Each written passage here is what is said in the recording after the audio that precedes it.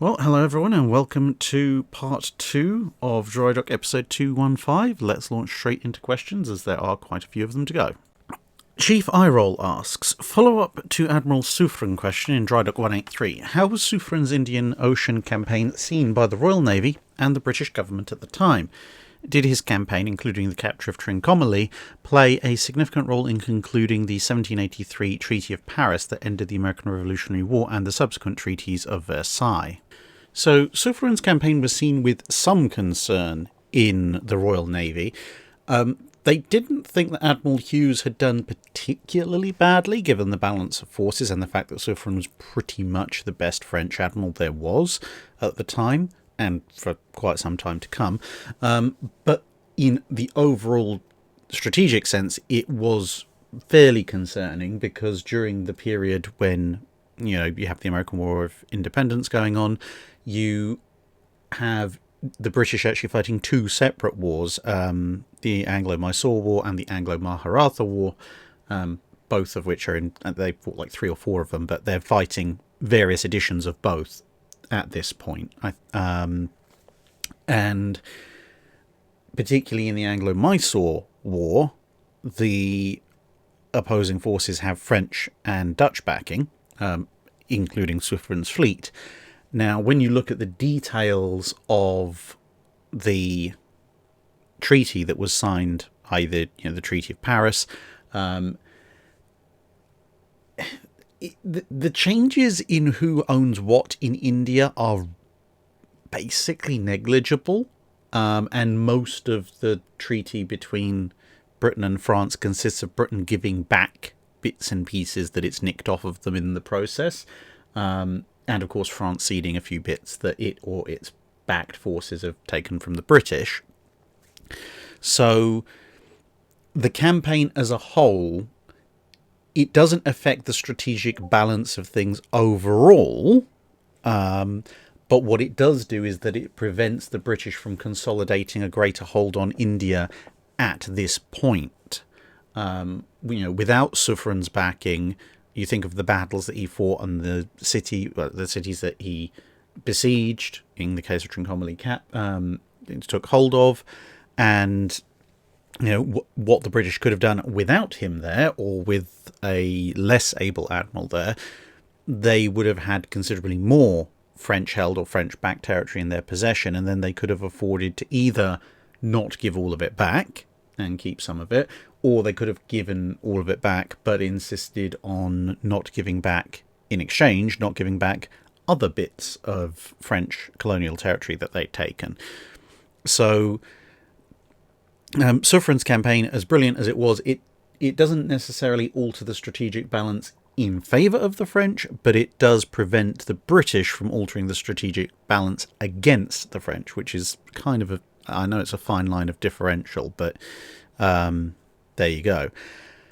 As far as playing a significant role in ending the American Revolutionary War, again, because the situation in India kind of goes back to status quo antebellum, it doesn't have the campaign doesn't have a particular role in forcing the Treaty of Paris to be concluded. There's a lot more going on elsewhere in the world, especially in the Caribbean, and of course in what's about to become the United States itself, that forces the end of the war, more so than what's going on in India at the time. Reva asks, who and for what ends were financing the voyages of discovery in the age of Captain Cook and his compatriots? It's a mixture of people. For Cook himself, it depends on the voyage, but you've also got people like La Pérouse, the French navigator, and a bunch of other explorers as well.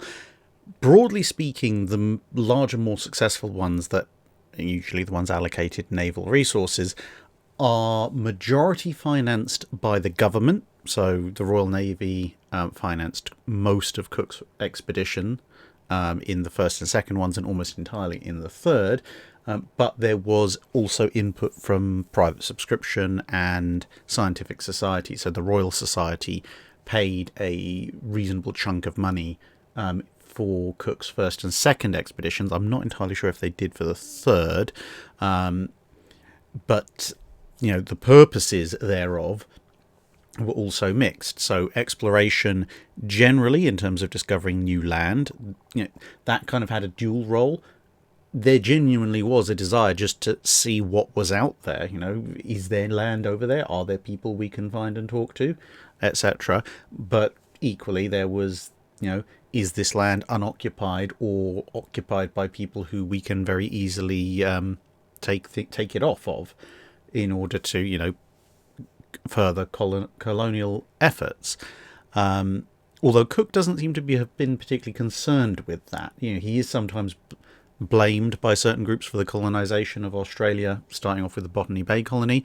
But as people who've actually bothered to read the history books rather than just jump up and down about somebody with a statue have worked out, Cook never actually said much about colonizing Australia.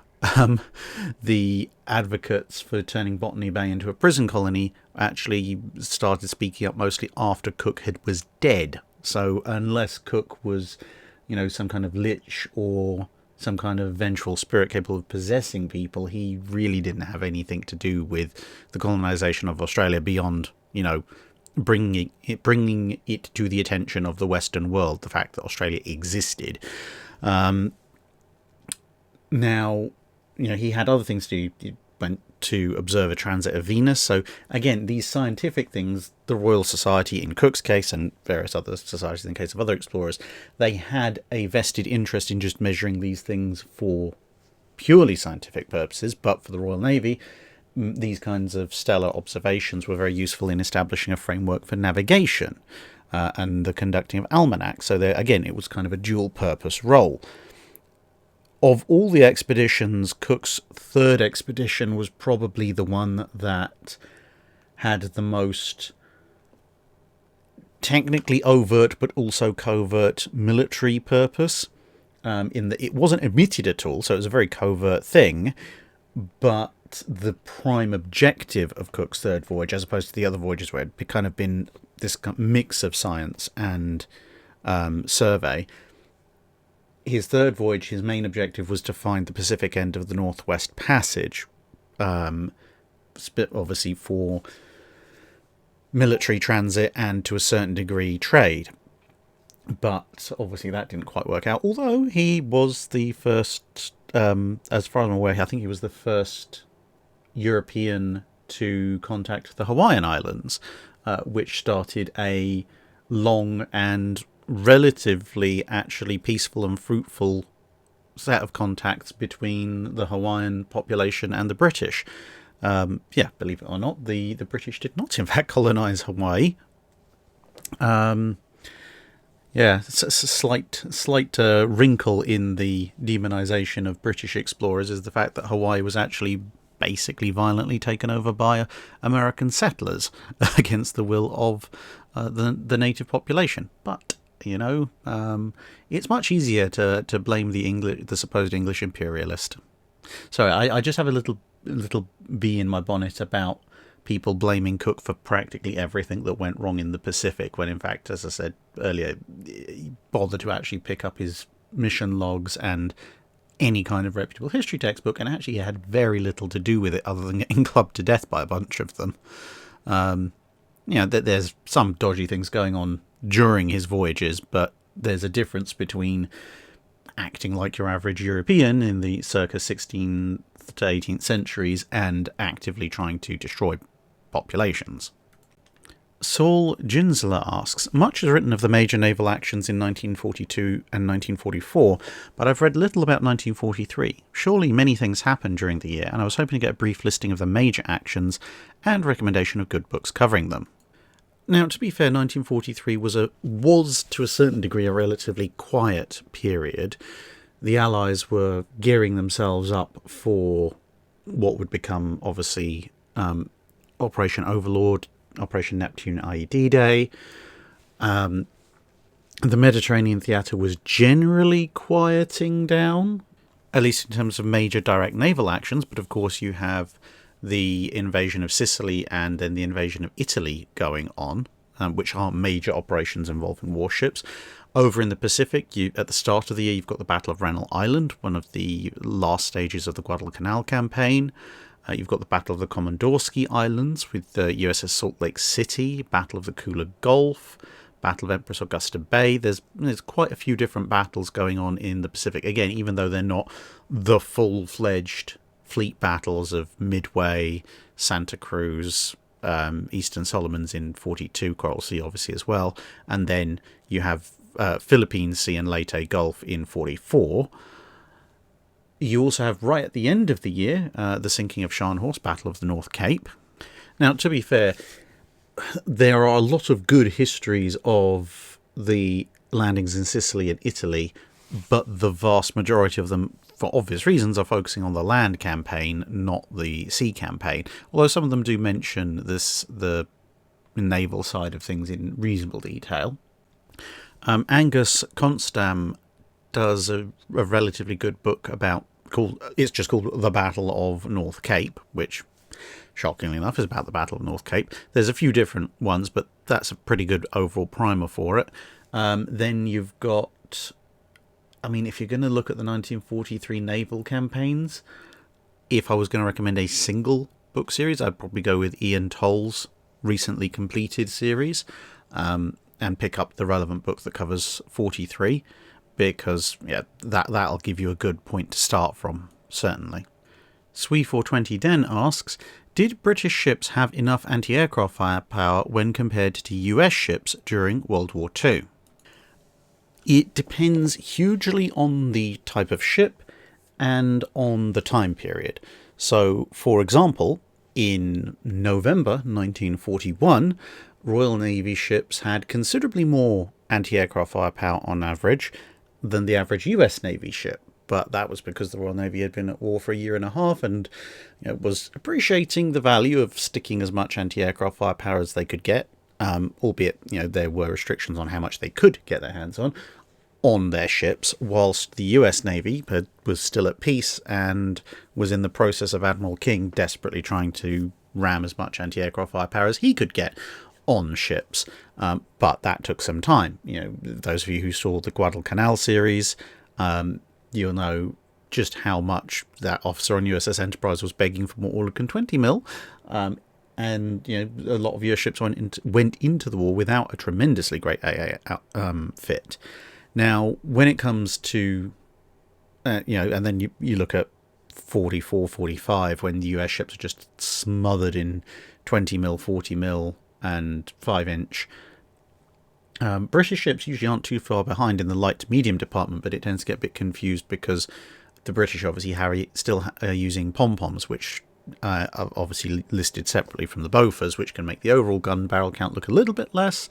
And you sometimes also get some weird comparisons because obviously an Iowa is a much larger ship than a KGV. So look at the overall firepower of a KGV and a South Dakota, and that's more of or North Carolina, and that's more of a fair comparison. Nonetheless, it's entirely fair to say that for the latest battleships, the American ships had better long-range anti-aircraft firepower. The British had 16 5.25s. The American ships, with the exception of South Dakota, had 20 5-inch 38s. So you had 4 more barrels, and until long-range radar-guided gunnery control came in towards the end of the war, the 5-inch 38 was just a superior anti-aircraft weapon to the 5.25. The flip side is that when you look at carriers, as I pointed out when I actually did the video quite a while ago of armoured versus unarmoured flight deck carriers, British carriers, on the other hand, actually went into combat with a significantly heavier anti-aircraft loadout than their US counterparts. Ark Royal, well, pretty much all the modern British carriers carried double the amount of heavy anti-aircraft guns compared to a Yorktown. And at the start of the war, similar levels of medium and light AA. Obviously, Ark Royal didn't last long enough, but you can see, again, the flourishing of 20 and 40mm on pretty much every aircraft carrier thereafter. Conversely, British cruisers, for the most part, were a little bit lacking in AA firepower compared to their American counterparts, at least in the modern department. But again, it depends what you're comparing. If you're comparing an early town class, then, like, say, Southampton, then it's fair to compare it against a Brooklyn, and actually they have the same number of heavy AA. One has 4-inch, the other has 5-inch. The Brooklyns are in, well, the early Brooklyns are in singles, the early towns are in twins. Much of a muchness. If you can look at the late towns, i.e. Belfast and Edinburgh, they now have 12. You can argue that their contemporaries, the Clevelands, have a better heavy AA layout, although they also have 12 barrels, of obviously 5-inch 38. But of course the Clevelands are following the US cruiser design doctrine, where they have a fore and aft twin, so they can bring to bear 8 heavy AA guns per broadside, whereas Belfast and Edinburgh can only bring to bear 6 because they're completely down each side. So, in terms of actual anti-aircraft gun power, there's actually a reasonable amount of comparative strength, and, as I say, British carriers overall actually are significantly more heavily armed, at least until the 44-ish, than their contemporary US carriers. Where you have the difference, the major differences in advantage for the US is in destroyers, because apart from the Summers and the Porters, everything else in the US arsenal has dual-purpose 5-inch 38s, unless you're a Wicks or Clemson. Whereas the British are mostly stuck with either single-purpose 4.7s, or if they are theoretically dual-purpose, they're not particularly dual-purpose 4.7s. And of course the US wartime build is the Fletcher, which has 5-inch 38s and is capable of being fitted with a considerable amount of 20 and 40 mil, whereas the British wartime build is the wartime emergency class, which is a bit smaller and for the most part still stuck with 4.7s, and obviously by being somewhat smaller as well, less capable of taking additional light and medium AA. So in the destroyer department, the US definitely has an advantage. But the other thing that you have to take into account is the fire control systems, which are directing all of this anti-aircraft firepower. Because you can have as many guns as you like, but if you can't hit anything, it doesn't really matter. Just look at Yamato. So that becomes a bit more of a minefield. The Americans have the Mark 37 for anti-aircraft fire control. It is just flat out an absolutely brilliant system for the time period. No real arguing with it. Towards the end of the war, the British are importing Mark 37s for their own ships, which kind of tells you all you need to know. On the British side of things, this is where things can get a little bit heated, depending on who you're talking to, because you have HACS, the High Altitude Control System. And some people just dismiss HACS outright and say, yes, it was awful, terrible, should never have been put in service, blah, blah, blah, blah, blah. But what they tend to miss is that, unlike the US, where you have the Mark 37 for the most part, HACS is not a single system. HACS is HACS, HACS 2, HACS 3, HACS 4, HACS 4 star, various subvariants thereof, all of which have different capabilities, and the difference between the original HACS and HACS 4 is actually quite a considerable amount of time.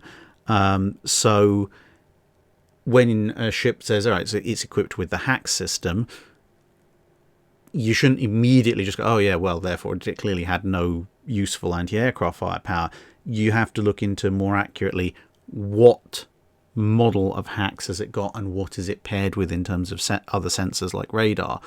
Because, yeah, sure, HACS 1 or HACS 2 is not really up to that all that much, but a HACS 4 or subvariant thereof system, okay, it's not necessarily a Mark 37, but it's a heck of a lot better at directing AA guns than a HACS 2 is. And on some of the later ships, there's even a HACS 5 and various other subunits that are employed as well. It's basically a case of the Royal Navy's anti-aircraft fire control systems are a very confusing barrage of lots of different systems and makes and models, which can make it a little bit difficult to determine the individual capabilities of different ships. So, yeah, factor that in when considering which particular ship might be better or worse in the AA department than any other given one. Greb asks, SMS Bayern, how did it compare to its opposite numbers in other navies, and what would it have had a reasonable chance against, and what classes would it have serious problems with?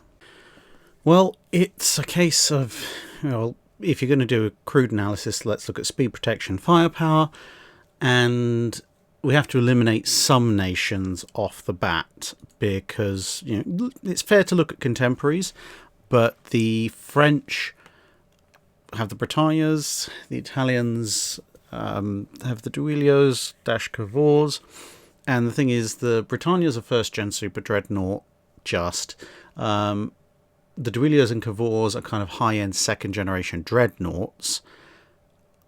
Baden and Bayern are second-generation super dreadnoughts. The Germans basically skipped from second-generation dreadnoughts to second-generation super dreadnoughts without the intervening first-gen super dreadnoughts, but never mind. So that leaves you with other nations that are commissioning second-gen super dreadnoughts at about the same time as Bayern's being commissioned. So given that Bayern is laid down in 1913 and commissioned in 1916, that means that for the Japanese, you're looking at the Fusos. The Iseis are just a little bit too late. For the Americans, you're looking at the Pennsylvanias. Their build and commission times almost match up perfectly. And then for the British, you're kind of left in a bit of a lurch because the Queen Elizabeths are probably the most direct comparison, but they're also, as an overall class, laid down slightly earlier. But, you know, Valiant, Malaya, Barham, they're laid down the same year, commissioned Valiant and Malaya commissioned roughly the same year, so we'll go with the QEs instead of the Revengers. So, speed. Bayern's 21 knots. The only one that they're comparable with at that point is the Pennsylvania, so Pennsylvania and Arizona, also about 21 knots. The QEs, of course, 24.5-ish knots. The Fuso's 23 knots, so Fuso and QE are faster and fast enough to matter, although in Fuso's case probably only just. Protection, again, we're doing a very crude analysis at this point, so protection, 12 inches belt on the Fuso, 13.5 on Pennsylvania, 13 on QE, and 13.8 on Bayern. So Bayern, okay, it's top of the list by 0.3 of an inch compared to Pennsylvania and Arizona, 0.8 of an inch compared to QE. It's got a significant amount of advantage, almost 2 inches over Fuso though. And then firepower, 8 15-inch guns. QE also 8 15-inch guns, although in post-war analysis arguably slightly better 15-inch guns, even if the Germans in theory can reload them slightly faster. The Fusos have 12 14-inch guns, so one inch less, but there are 4 more of them. And the Pennsylvanias, likewise, the turret layout being slightly different, obviously 4 triples on Pennsylvania, 6 twins on Fuso. So, I mean, when I do these kinds of analyses, generally, 12 14-inch, 8 15-inch, in World War I terms at least, it's kind of a wash. So you might as well call an approximate score draw once you take into account fire control, accuracy of the guns, etc., across the board. So what are we left with? Bayern leads just by a fraction in armour, but is significantly slower than 2 of its competitors. So comparing it against each of them individually, Pennsylvania, broadly speaking, about the same protection. It's got about the same firepower and it's got the same speed. So Bayern is competitive with Pennsylvania and Arizona. Yes, there are minor differences in other things, but this is a very quick, crude analysis. Against Fuso, again, we're kind of calling it a wash on the protection. On the firepower. Fuso is faster, but Fuso is also the least protected of the 4. So Bayern, probably in a line engagement, probably has a slight advantage over Fuso, with the caveat that obviously Fuso can lose more turrets before it goes down, well, before its main armament goes down, assuming it doesn't explode. And then you have QE, which, okay, it's slightly thinner armoured, but not by much. It is the fastest of the four, and it's got marginally better firepower, so the QE is probably marginally better than the Bayern.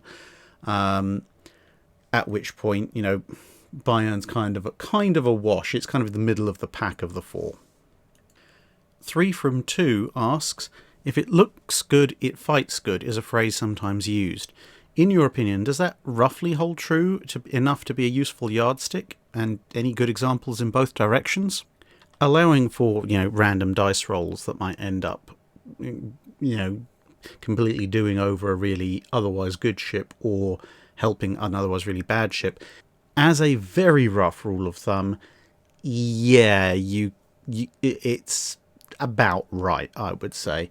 At least in terms of conventional ship aesthetics. So when you see a ship that's designed to mostly conventional lines, you can usually say if it looks good, it's probably going to fight fairly well, and if it looks awful, it's probably going to fight awfully. Albeit that becomes more and more of a, in some ways, more and more of a trained eye, because what looks bad to someone who is familiar with warships will quite often be something that is genuinely actually bad. Like, you can almost sense structural weakness and so forth. The caveats are that beauty is in the eye of the beholder, and so stuff that lies on the periphery of conventional aesthetic, hence why there's a picture of Rodney up at the moment. Rodney unarguably fought really well in the engagements she managed to take part in. But whether or not she looks good is a completely separate and or sometimes a violent argument completely to one side. And even when you're approaching the conventional aesthetics, a lot of people think Vanguard looks really nice. And okay, I'd say Vanguard scores above average in the looks department. If you're using the full range out of 10, so 5 out of 10 is an average, then Vanguard to me is a 6 or 7, but I'm not in love with it, mainly because, as I've mentioned before in previous videos, I think the amidship section is too busy. There's something about that ruins the lines of it compared to Hood or even a refit Hood. But that's my subjective assessment of her aesthetics, but I'm not going to deny that Vanguard would have been a very capable combatant had she actually had to go out and fight somebody. Slaman Sam asks, to continue this trend, I was hoping you could calculate where the impact point of USS Pennsylvania's guns, located at the Pennsylvania Military Museum in Bowlesburg, PA, would be. Well, at this rate, since it's a tradition, I'm going to have to turn into Tevye and start singing Tradition all the time when this happens. No, I won't. That would probably count as a war crime. So, reconstructing the gun's performance and looking at the elevation, it's a little bit difficult because very, very few people seem to have actually bothered to take a side view of the guns, and there's no Google Street View next to it. But using some of the better angled photos, I've managed to calculate, I think they're elevated to about 11 degrees, which, using the figures of the guns in their final form, which is what they are in, that gives a total range of about 18,000 yards, if I'm not completely mistaken. And that, in turn, given the direction that they're pointing, means that if all of that is, correct, then that shell is going to land in what appears to be a deeply wooded valley just south of something called Harry's Valley Road. And if you're looking at it on Google Maps, basically if you drew a line from what's apparently known as the Pasto Agricultural Museum down to Mountain Man Taxidermy, and then on that line find where the deep point of the valley is just south of Harry's Valley Road, that is basically where the shell would land. So for the first time, it wouldn't demolish an inhabited area, just sail off into the distance. Mike Hall asks, when you get asked about books or films or games, the questioner is sometimes disappointed when you have to admit unfamiliarity with the titles. So I've decided to little insurance by asking your thought on 2 books I've recently read. Well, you're in luck because I have read one of them. So the first one, which is the one I have read, is The Royal Navy's Air Service in the Great War by David Hobbs. It seems he was fortunate enough to get a lot of unpublished accounts from David Brown and has made a lot of references to autobiographical works to add detail. I found it fascinating, but have my doubts about the accuracy, as there does not seem to have been a thorough checking of his sources against the German and Turkish records. So, I mean, there's 2 things involved with that aspect of it. First of all is the German records are normally pretty good, albeit that most World War I records are in a slightly poorer state than the World War II records, especially when it comes to damage assessments of aerial attacks. The Turkish records, yeah. Some of them are good, some of them are questionable, some of them flat out don't exist, mostly because of the state of the Ottoman Empire at the time. But with that said, yeah, as you mentioned, the book cites a lot of basically pilots' accounts, veterans' accounts, etc. Now, naturally, veterans' accounts can tend to be slightly biased, usually not intentionally when it comes to actions they've undertaken, but any individual person has a limited view of what they're accomplishing, and therefore they are going to report that through the lens of what they saw, both in terms of it being a limited view and also depending on when they actually wrote down what they saw, the lens of time as well. So, always do take that into account, but there's still incredibly valuable resources because it gives you an idea of what it felt like, what people were experiencing on the day of the given operation, just obviously with that caveat. But when you're reading the book, personally I found most of the stuff I've read to be pretty accurate, but you have to be careful to draw a line between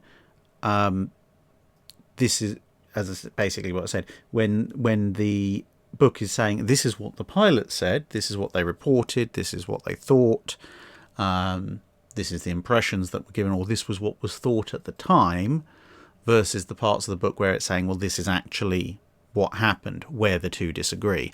But otherwise, I quite enjoy the book, and to be fair, there's a lot going on in the air with the Fleet Air Arm, or the Royal Naval Air Service at the time, but outside of things like Zeppelin raids and so forth, there's no Taranto or Pearl Harbor equivalent in terms of major operations affecting stuff. Whiskey Delta Golf asks, given that she went down in home waters, why is so little known about the sinking of HMS Dasher and the causes of the explosion that resulted in her loss? Has nobody ever dived the wreck, or did they not find any clues, or is it all still just classified? So, part of the reason why there's not a lot known is that at the time the sinking was covered up, ostensibly to protect morale.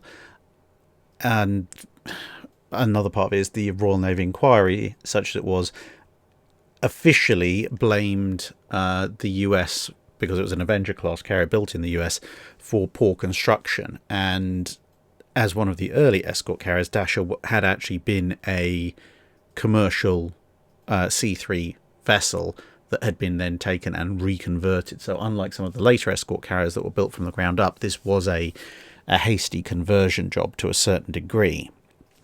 Of course, the British blame the Americans, saying you didn't build this thing properly. The Americans blame the British, saying you don't know how to handle aviation fuel properly. Of the 2, and this isn't me being British, but of the 2, the British by this point had a reasonable idea about how to handle aviation fuel on board aircraft carriers. So I'm more inclined to go with the fact that maybe there were some flaws in the construction. But the other thing is the wreck is about, I think, about something between 400 and 600 foot down. So you ain't scuba diving to it. You'd need a mini sub. And there's just not a tremendous amount of interest. Plus, of course, large explosions capable of sinking ships tend to also remove most of the evidence of what caused the explosion because it's scattered to the four winds. The Royal Navy claims that everything is now declassified.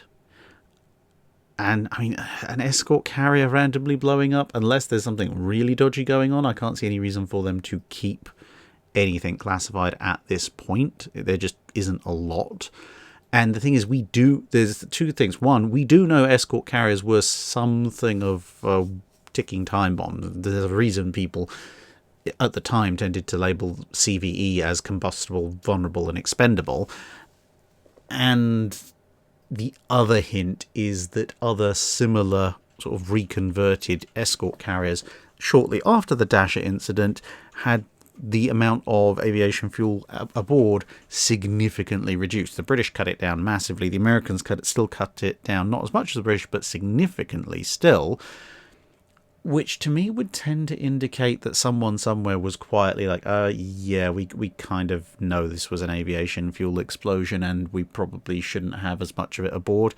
So, yeah, my personal suspicion is that as a reconverted vessel, there may have been some less than ideal arrangements put in for the plumbing and storage of the aviation fuel, and fumes building up. It would only take one spark before kaboom, and it wouldn't be the first time or the last time that an escort carrier was sunk by some problem with its aviation fuel systems.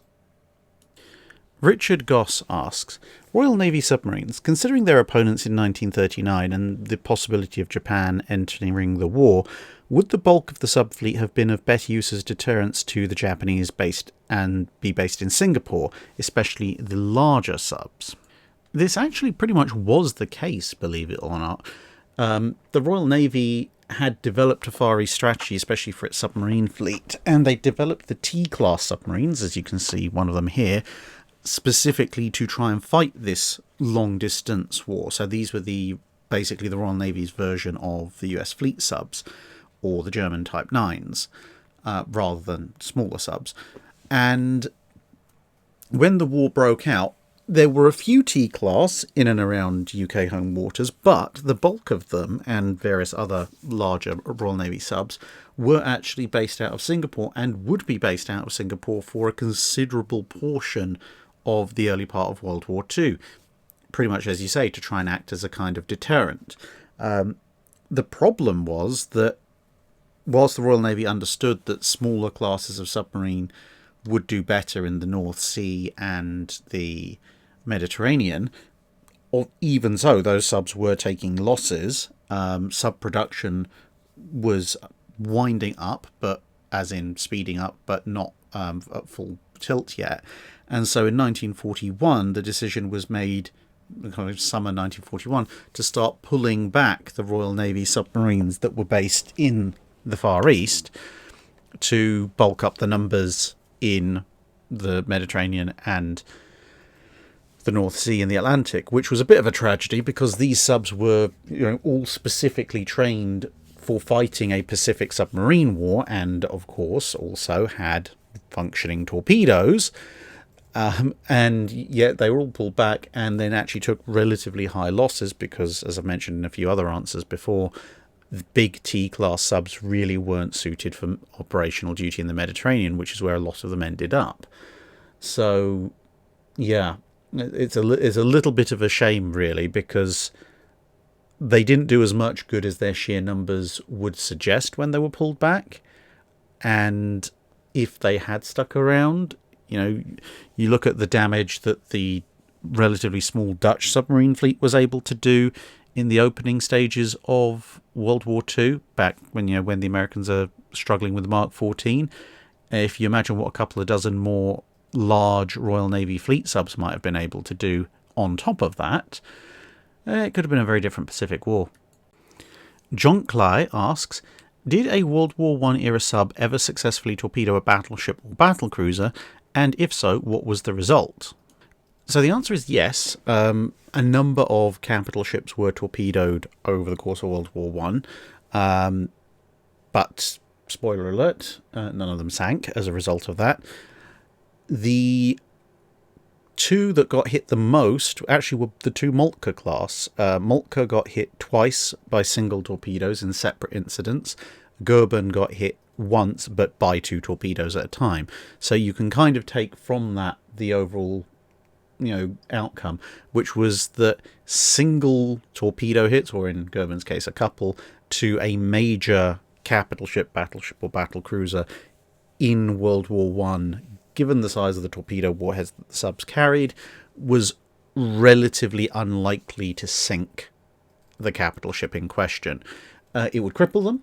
It would mean they'd have to head home immediately, but at reduced speed, obviously. But they were not in immediate danger of sinking unless other damage could show up to compound the issue. Now, I'm not including pre-dreadnoughts in that because, well, pre-dreadnoughts are pretty vulnerable little ships, unfortunately. Andrew Dederer asks, I recently learned that until 1942, Japanese Kaibokan fell under the same administration as old coast defence battleships, and thus demanded treatment to match, i.e. a full captain in command, a chrysanthemum crest on the bow, the emperor's portrait, etc., etc. This may not have been fatal to Japanese anti-submarine warfare development and construction, but it can hardly have helped. Was the profusion of second and third class cruisers and battleships in the late Victorian Navy a cause or a symptom of a similar issue, i.e. an increase in captain's billets, after which promotion you would be put on the list? Not really. It depends on the nation a little bit, but the nation that had the most ships and therefore also had the most second and third class cruisers and battleships was, as you mentioned, the Victorian Navy, i.e. the Royal Navy. And with the Royal Navy, things come in a bunch of weird ways. So the second class battleship initially was a role. So as battleships fell away from being frontline units because they were being obsolete because of newer advances, they just became second line and eventually third line battleships. And it was thought that, well, there are areas where our most likely opponents might have first-rate battleships, and so we're going to keep all our most bombed ones there. And in other areas where there might be, just armoured cruisers or people with obsolete or small battleships, well, we can send the older ones over there and they'll be, station flagships and so forth, and that'll be fine because even though they might be, second-class battleships in overall terms, they're actually still more powerful than any reasonable armoured cruiser. And then towards the very end of the 19th century, when the Royal Navy was kind of at a bit of a loss about what to do with itself, because this was immediately before, the rise of the challenge of Germany and so on and so forth, they were sort of thinking, well, now we can just build these hyper-specialised ships, I guess. So they built the Centurions, which fell into the same trap that defence had fallen into at the beginning of the 1860s of, we can do X-roll, but with a smaller ship and cheaper. And then you had Renown, which you can see here, which was kind of a follow-on to that. So you had these three purpose-built second-class battleships with a little bit of extra detailing put in to help them chase down armoured cruisers, which were usually just a little bit faster than average. Then the armoured cruisers got faster and that whole thing became pointless, and everyone went back to building first-class battleships, and then there was the abortive pre-dreadnought South American arms race, which brought another couple of small battleships into the Royal Navy. They've been planned as first-rate battleships as far as the South American navies were concerned, but in Royal Navy service with 10-inch guns, they were kind of secondary. And all five ended up basically on distant patrols. So that was really just a bit of a mess, and in some ways an example of a navy that was beginning to maybe lose its way a little bit. You can see why Fisher had to do a lot of reforms. Now, the second and third class cruisers are a separate point. Third class cruisers actually don't require a captain. They were most often led by a commander, but the second and third class, I think, have slightly different profiles. So the second class cruisers if you're going to draw an approximate parallel, they're kind of equivalent to scout cruisers or light cruisers later on. So you have the first class cruisers, whether they be protected cruisers or armoured cruisers. They're the big heavy hitters with lots of guns and or heavy guns. And the second class ones, they can still fight with the fleet, so they've still got the speed, etc. But they're a bit smaller, they're a bit less heavily armed. They're almost always protected cruisers. And, you know, they have a role, usually in overwhelming destroyers and things like that.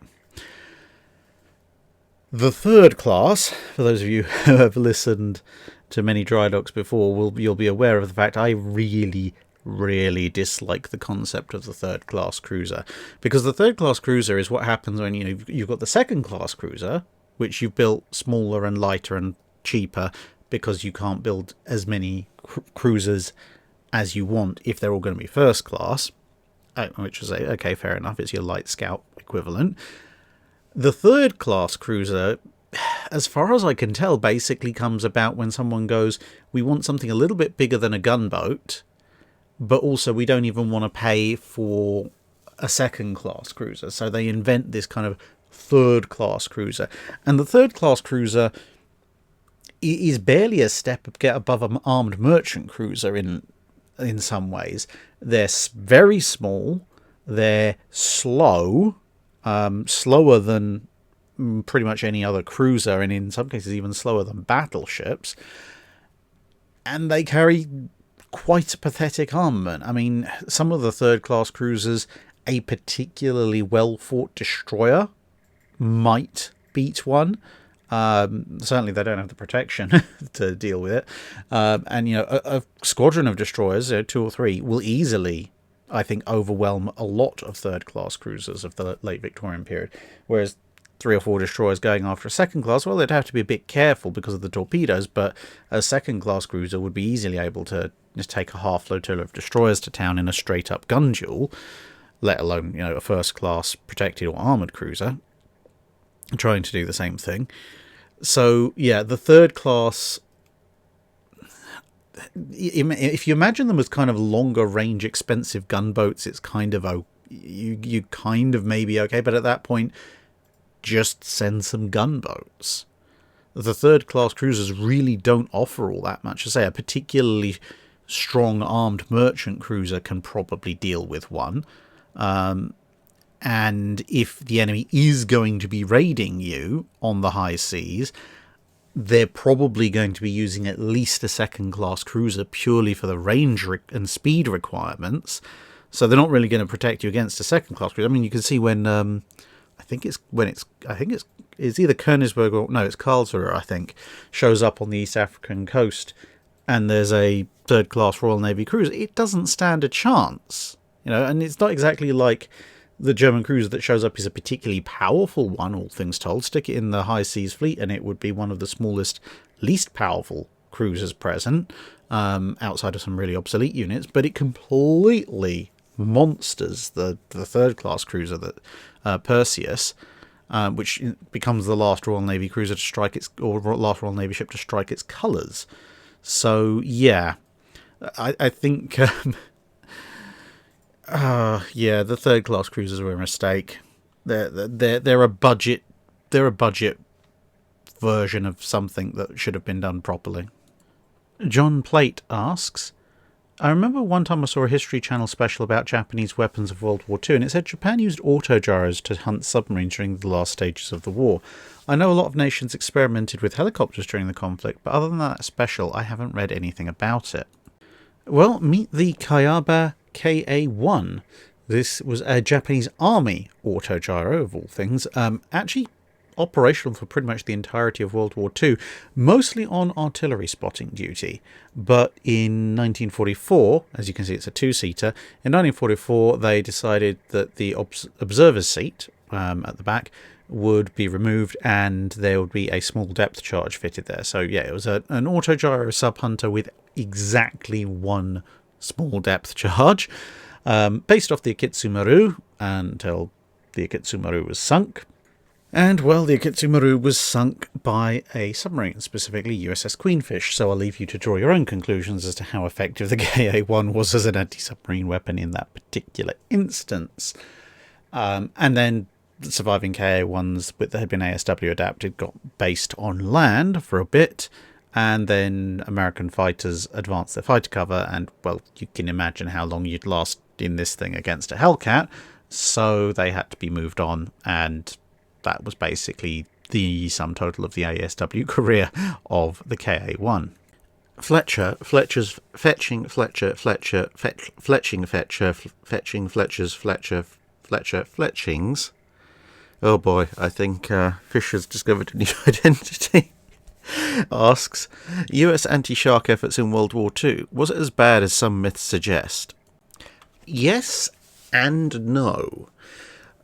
You see, as strange as it might sound to us, who've either grown up with or spent most of our lives by now with the spectre of Jaws, the film hanging over us, and all the other nightmare stuff that's associated with sharks, back in World War II, unless you happen to live in a coastal area near, in some kind of tropical environment, you basically have probably never heard of a shark, or knew much about them if you did, and that extended all the way up to the military. Sharks attacking people, or more specifically, sharks attacking sailors from sinking ships, had occasionally been witnessed, but even in the Age of Sail, when you see some battles occurring in warmer waters where sharks were showing up because of all the blood, people are a little bit nonplussed as to what exactly to call them. But you've got in English accounts, i.e. accounts written in English, not necessarily from the Royal Navy, they're borrowing terms from other nations because they don't really have a term for it themselves at times. So there's one account from the mid-18th century where a battle in the Mediterranean attracted what appeared to be a few great whites, and the account says that these great sea beasts, called tiburon by the Spanish, who obviously being slightly further south had slightly more experience of these things, were making off with wounded sailors. But everyone's like, oh, that's odd. Never seen that before. So come World War II, when you think about it, in the Age of Sail, for the most part, combat had taken place either in colder waters, where you were probably going to die of hypothermia long before any random shark came along, and sharks, at least of the sharks of the size that would take a chunk out of you, don't really normally like the North Sea and the North Atlantic and so forth.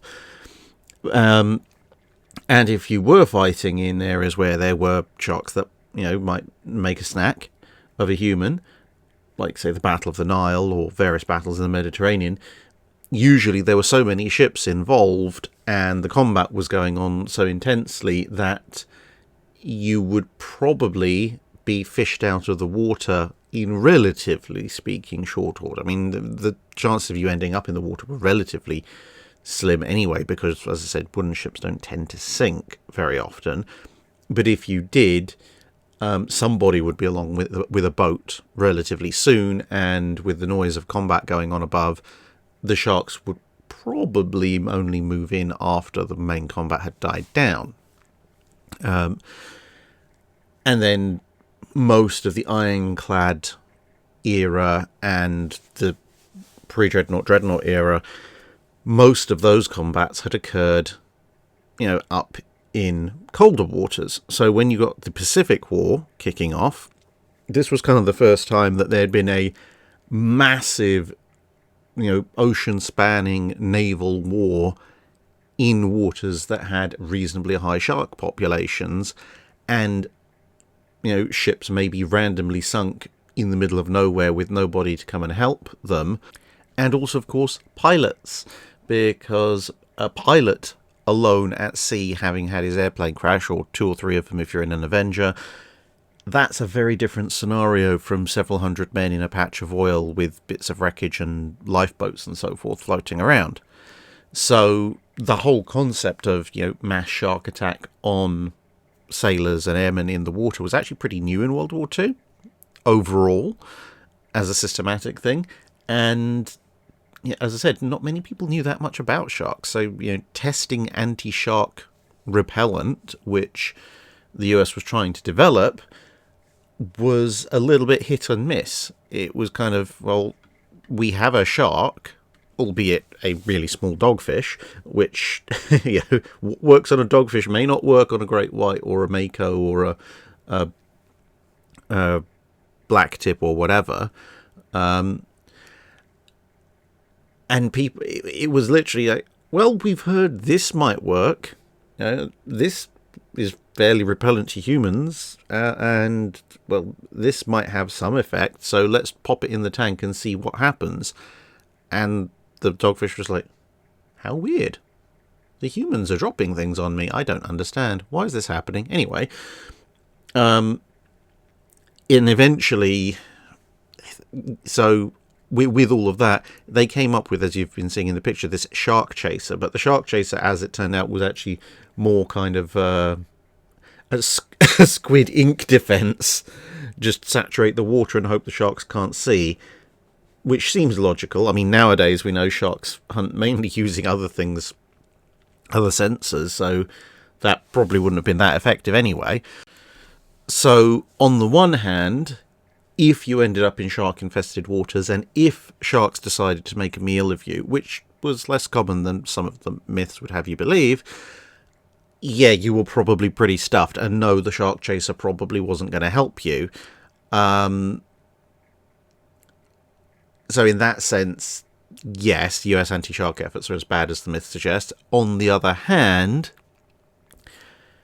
it's not like anyone else, knew how to chase sharks off and how to deter them, or really understood what was even scientifically plausible as a way of deterring them, except for other rotting sharks. And for obvious reasons, Navy ships and aircraft weren't going to carry around half decomposing sharks just in case.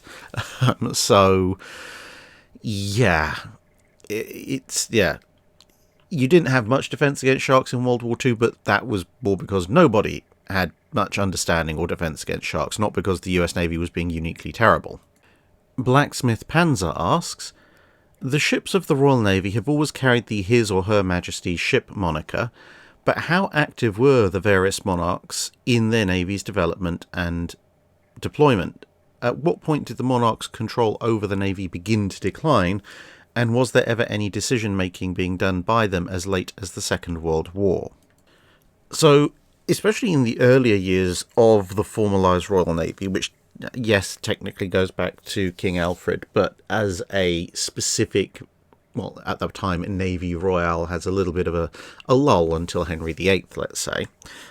But anyway, different kings and the occasional queen had very different sets of roles. Now, some were fairly neglectful, others were incredibly active. Henry VIII, for instance, spent a huge amount of time and attention on the navy, making sure that it was expanded, making sure that he had an eye on the ship designs, he had comments on its role, and he was personally ordering its deployment. And the thing is, at this point in time, kind of the Tudor period before it, and for a degree immediately after it, the navy was the monarch's personal possession, i.e., the royal family specifically paid for the navy.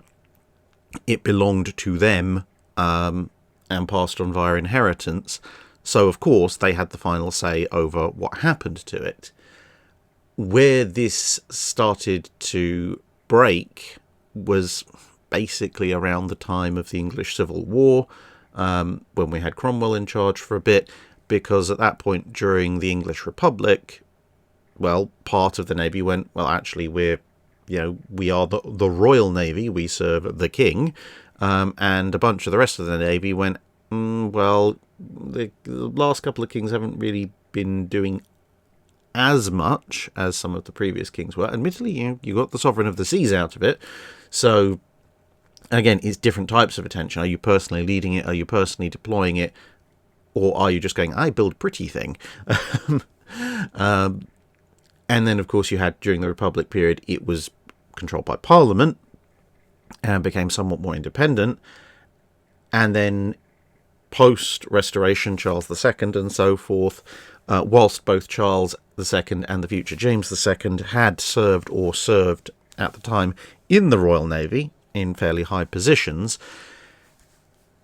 that's kind of the point at which the Navy starts to become more and more a national asset whose funding, etc., deployment is dictated more by Parliament and the Admiralty than by the monarch.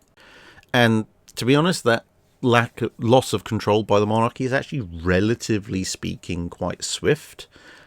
So, 50, 100 years down the line, various monarchs had varying degrees of interest in the Navy, but it was now more a case of a monarch, before they became king or queen, in those days became king, might serve in the Navy, but they did not order the Navy around themselves personally. And by the time of the Second World War, the role of the monarch in terms of making active naval decisions basically comes down to them approving the names of the ships and having various other ceremonial roles, unless, of course, they had previously or were actively serving in the Navy, in which case they also had a separate role in that sense. And, of course, they're still Commander-in-Chief of the Navy. But incidentally, that's why we didn't have an HMS Cromwell. Churchill, back when he was First Sea Lord in World War I, wanted to call one of the Queen Elizabeth's HMS Cromwell, and the king at the time, King George V, basically went, no. R.J. Blaine asks, you often talk about how the British had a habit of acquiring or stealing French ships during the Age of Sail. Can you provide any thoughts or insights on the fates of the French captains and sailors, assuming that a cannonball hadn't ended things already? So, the fates of the captains, or the officers generally, and the sailors were usually quite different, but there were basically two potential options. There were a few minor ones, but the two main ones, at least for sailors, involved either a relatively positive or a horrifically negative outcome. For the officers, a lot of it was almost very feudal, almost like you were back on a medieval battlefield. Assuming that you'd surrendered with honour, then you could be invited to dine with the captain. You would, of course, still be confined otherwise, to a certain degree, but you would be accommodated back in the UK to a relatively decent standard. And when I say relatively decent, basically not the standard that the sailors were accommodated at, which we'll come to in a second. And you could be exchanged. So if there were British officers that had been captured, they might arrange an exchange of prisoners. You could be paroled, which was basically you gave your word of honour that you would no longer take part in this particular war, and then you'd be let go free, or you might just be kept in the UK.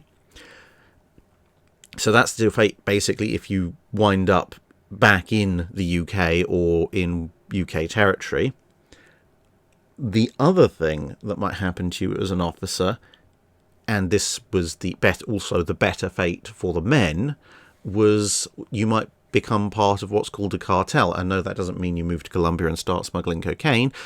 What it meant in those days was that a ship could be designated a cartel, and this came about because, if you've captured half a dozen French ships of the line in battle, or you're a fifth-rate frigate and you've somehow captured a fourth-rate or even a third-rate French ship of the line, or you're a sixth-rate frigate and you've captured a big French fifth-rate and maybe one or two merchantmen, you have far more prisoners on your hands than you know what to do with. So you've got this little fleet of captures and several hundred, possibly several thousand Frenchmen and only a few hundred of you. So what they would then do is they would select a ship, and it could be one of the captures. It could also be a friendly ship, and it would be designated, as I said, a cartel. You'd pack all the prisoners into that ship, or as many as you wanted to, and then that ship would be sent to the nearest hostile port, flying the appropriate flag, and it was understood that cartels were not to be molested, and then the cartel would drop off all the prisoners. Basically, you'd dump the prisoners back on the people who they belonged to under flag of truce, and then the cartel ship, depending on what it was, would suffer some kind of fate. So occasionally they'd just be like, well, this is the oldest, smallest merchant ship. We don't particularly think it's going to survive the voyage back to the UK anyway. So here you go, take this ship, and we're sending it back. You can have it back. Other times, most of the time, the cartel ship would be allowed to leave and go back to the force that had captured it. And of course, if it was a friendly warship, so if you're using another Royal Navy ship as a cartel, then it would definitely leave and head back out to sea, and it would be allowed to do this.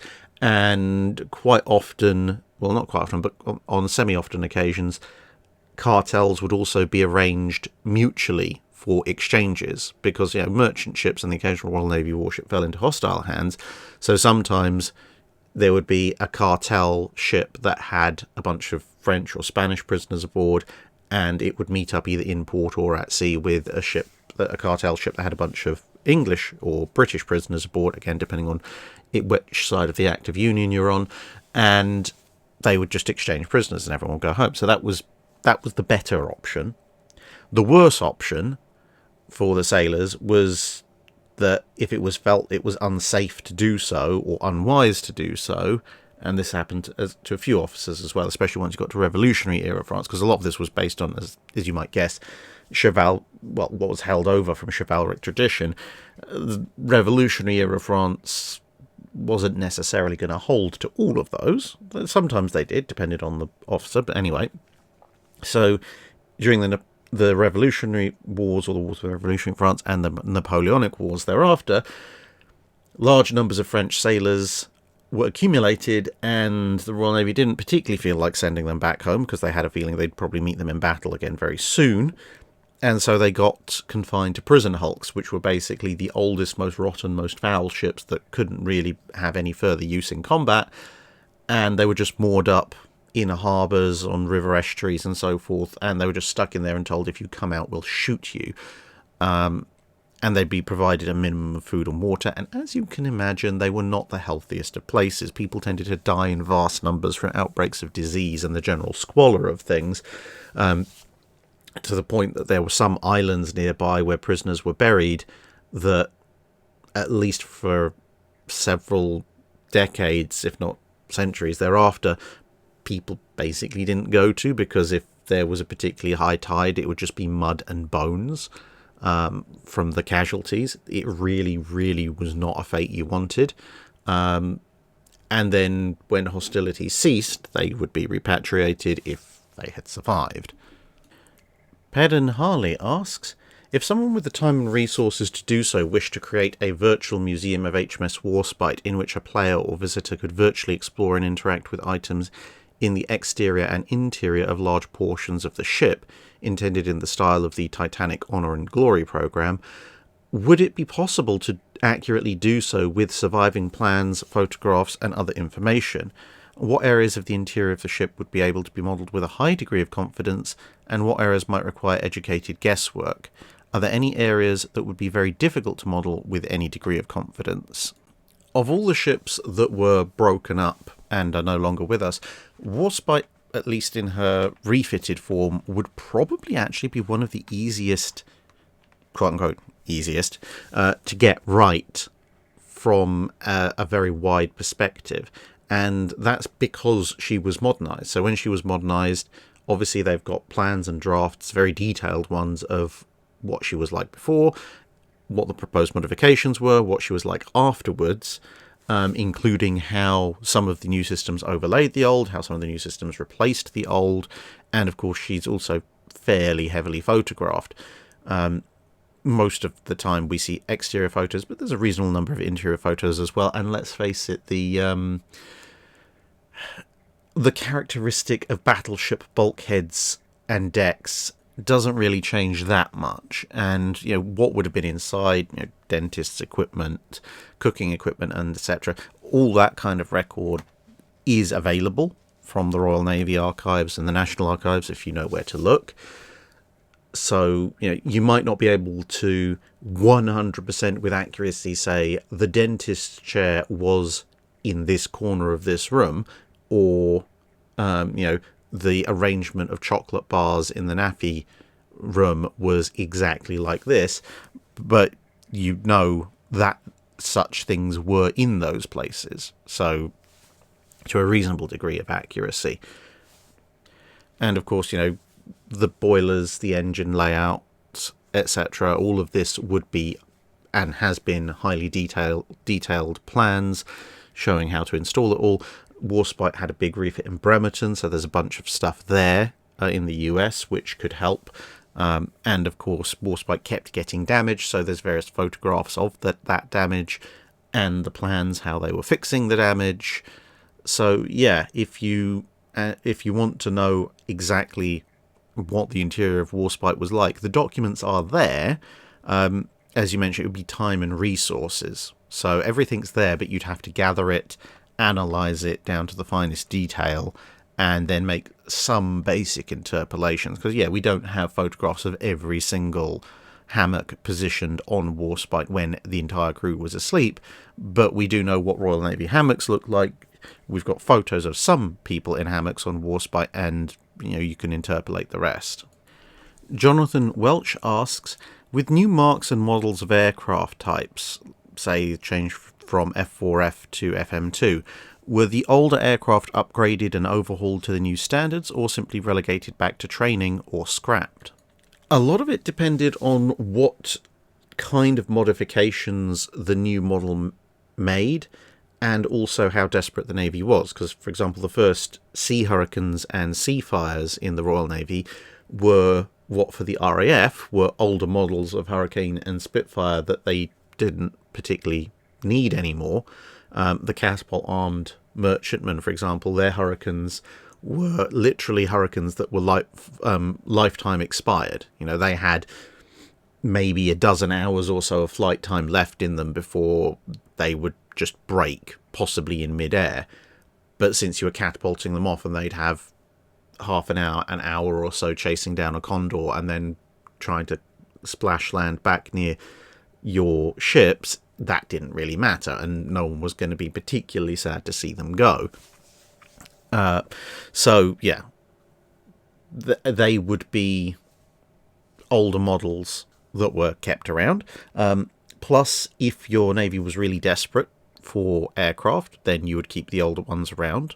So, for example, if you had, let's say your carrier has a flight group of 24 fighters, and especially if we're thinking about the Royal Navy in the mid-war period, so you've got 24 early model Seafires, and you are sent 24 new model Seafires, and by the time they arrive, you're down to maybe 8 old model Seafires.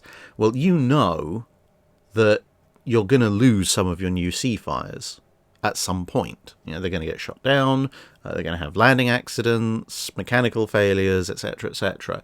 So if you get rid of your 8 remaining old Seafires and you just go, right, we have our 24 new ones, well, you're going to be under strength very quickly. So you might either go, okay, well, 2 flights are going to have these old Seafires, and until they we lose them, and then assuming the pilots are still around, they can have new ones. Or you might equip your entire unit, both squadrons, with your new Seafires, but keep the other 8 around as spares, and then if one of the new ones goes down, you're like, well, it's not ideal, but you've at least got something to fly, rather than we're just permanently down 1 aircraft until more stuff comes in. So there's that, the dictates of supply and demand. And as I mentioned, it also depends on what the modification is, because sometimes modifications mean a later mark, but they don't necessarily mean an increase in capability. They can just mean a different capability. So, a night fighting Hellcat, for example, is a more advanced mark than the previous model of day fighting Hellcat, but the modifications made to the night fighting Hellcat may render it slightly worse as a day fighter. So you wouldn't necessarily want to make those modifications to every single previous model Hellcat, or indeed get rid of those old Hellcats, because you'd want those around for fighting in the day where at all possible.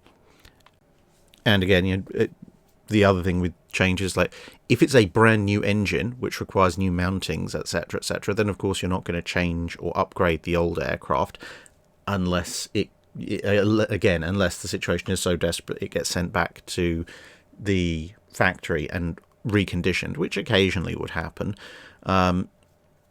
But if the change was relatively minor, like we're using exactly the same airframe, except now we've put, some 50 cals in instead of the rifle caliber machine guns, and all we had to do, because the wing was nice and chunky, was just, bore out the mounting holes a little bit, to use a random example. Well, then sure, you could upgrade the old and overhaul the old ones, and now they are exactly the same as the new ones, so fantastic.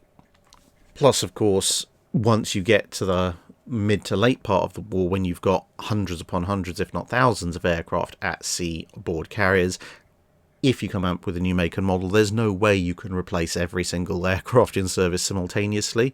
So new models would come out with carriers that had just come out of port, or with aircraft ferrying carriers and so forth. But those would be distributed through the fleet as and when production capabilities allowed, and as and when they physically arrived on site. And some of the new ones, the higher performance ones, might not be suitable for escort carriers or light carriers, which is why you had things like the FM2 Wildcat, whilst the big fleet carriers were now flying Hellcats and Corsairs. So the very oldest models might well be retired, but in 1944-45 you might well find 3 or 4 different marks, mods, models, whatever you want to call them, of the same aircraft serving across the fleet. Dave Collier asks, why did Jean Bart choose to fight for France and not for his native Dutch Republic? His father had served with distinction in the Dutch Republic, and Jean Bart served in the Dutch Navy under Admiral de Ruyter in his youth. I think it's a combination of, like a lot of men of his time, Jean Bart was more loyal to the town or city of his birth than anything else, plus also a degree of similar, sort of related to that, is that the place where I live, the place where I call home, is subject to whichever king or lord, and therefore I must serve them. And whoever threatens them, my hometown, also is therefore my enemy. So whilst there was a small period of peace, then okay, you follow the ancestral line of working for the Dutch. However, Jean Bart was born in 1650, and he was a native of Dunkirk. And, well, let's just say Dunkirk was changing hands quite often during that period.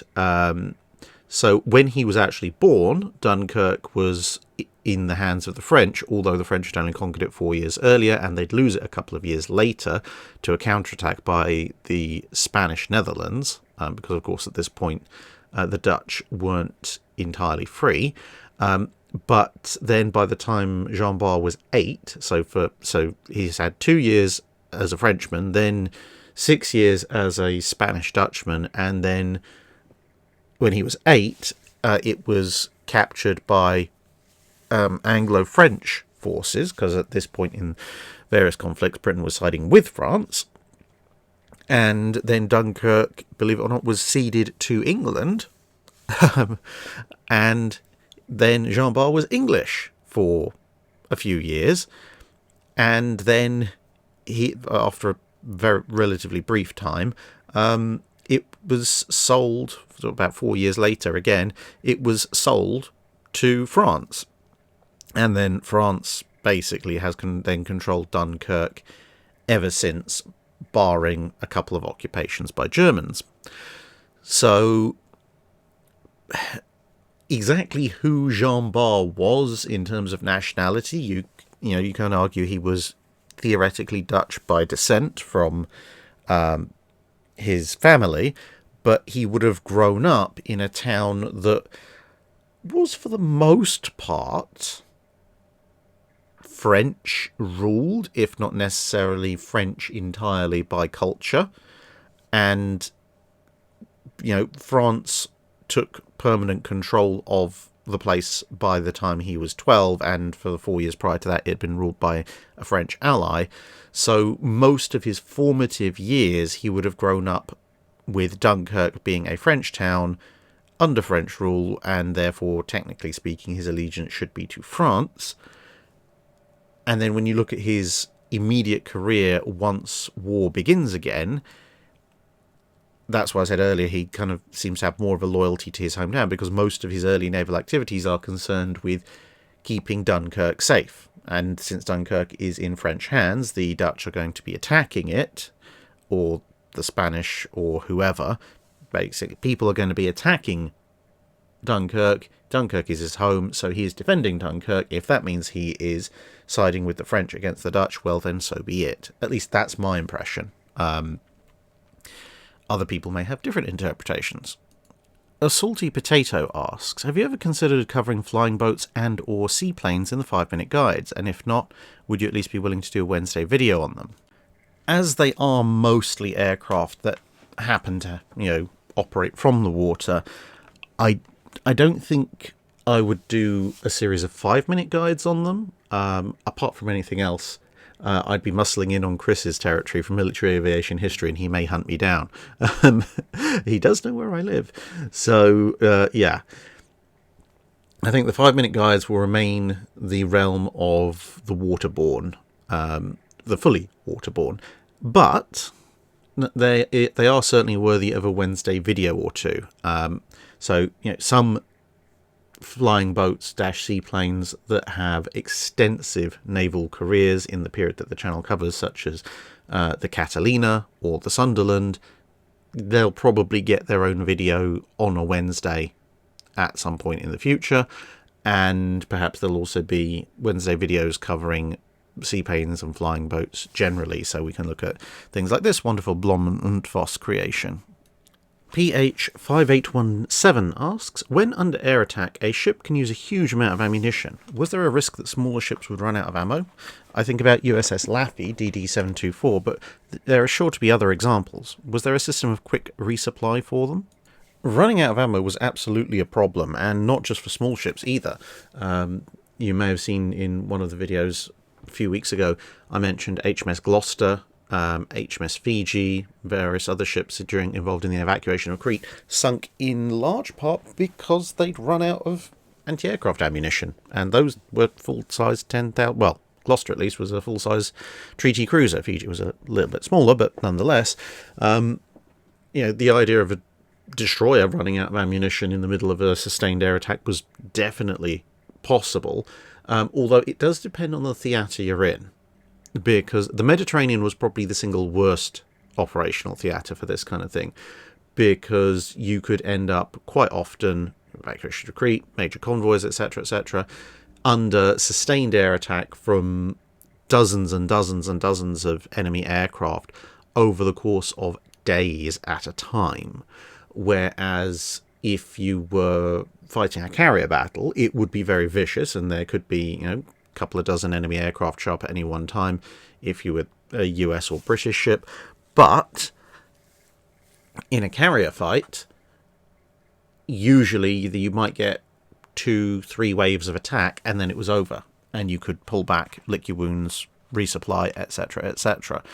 You can only be attacked by as many aircraft as the aircraft carrier has, and if they really want to recycle back a strike, then maybe a little bit more. So if your enemy has maybe 80 aircraft in their carrier battle group and the rest are fighters, then you can be attacked by, well, your fleet can be attacked by up to 80 aircraft. You may only be attacked, if you're not a carrier or something, by a dozen or so, and strafed by some fighters, and then maybe, as I said, if they recycle their aircraft back, you might get attacked by another dozen, and that's about it. Whereas, if you're in range of a major land-based air force, like the Italian convoys, well, the British convoys in the Mediterranean are being attacked by the Italians, you might have 60, 80 strike aircraft show up at once, and then the same number will show up 3 hours later, and 3 hours later, and 3 hours later, and the next day, and the next day, and the next day. So when you're in range of a land-based sustained air attack, you're much more likely to be running short on ammunition. Now, if that happens, you either die, or you recognise that you're running short of ammunition before you die, which was one of the policies and procedures put in place after Crete, and the US Navy, similarly had standards of if you run so short on ammo, you can head out to get some more. Now, quickly resupplying depends on, again, location. So the flip side is that in somewhere like the Mediterranean, you could head back to Alexandria or Gibraltar. You could be there in a day or two, and you could get as much ammunition as you liked off of the stores on land. If you're in the Pacific, then that may be not so much an option, depending on how far forward you're operating. So supply ships might have to come out to you, and resupply at sea or resupply in a little atoll is a little bit more fraught. Handing over cases of 20mm and 40mm ammo is relatively easy, but restocking 4.5, 4.7, 5-inch shells, etc., that's a little bit more difficult to do at sea. Sure, you can crate over boxes of them once you've got your proper resupply at sea worked out, and if you can find a sheltered anchorage, even better.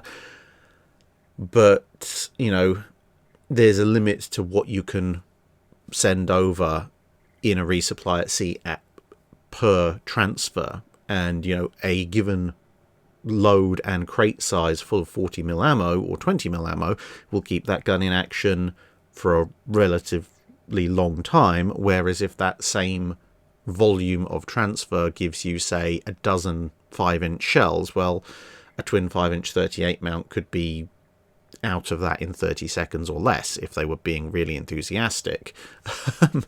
So resupply at sea of ships running low on AA ammunition was possible, but it would kind of usually be a bit of a band-aid to make sure they had some self-defense capability. Usually, if you'd exhausted the vast majority of your anti-aircraft ammunition, you would have to head back for somewhere a little bit more permanent or sheltered to restock. Camino John asks, during my September 1st tour of HMS Belfast, in the engineering room there was an item titled Thrust Block, which transitioned the thrust from the propeller to the ship's framework. Could you give a brief history of this item along with the engineering principles? I'm also interested in knowing if some sort of high-pressure lubricant had to be used, and how often did the surface have to be replaced? So the idea of a thrust block, as you mentioned, is to get the force of the propeller transmitted into the ship, because if you don't have one, well, then you've got the turbine or the vertical expansion engine or whatever it is you're using to drive the propeller shaft, and that obviously then extends out to the screw turns, it pushes water away from it, and thanks to Newton's laws, every action has an equal and opposite reaction. There's an equal force pushing back on the screw, which is actually what pushes the ship through the water, and that's transmitted from the screw to the propeller shaft, and without a thrust block it would just transmit straight into your engine, or the gearing, I suppose, on a geared turbine, and the propeller shaft will just shove its way through the turbine if the turbine wasn't built strongly enough, and if it was built strongly enough it would rip the turbine or whatever engine you're using off of its mounting, which isn't good. So you need to transmit the energy into the ship's hull so that the ship can move, rather than your turbine moves forward far faster than the ship. So that's where your thrust block comes in.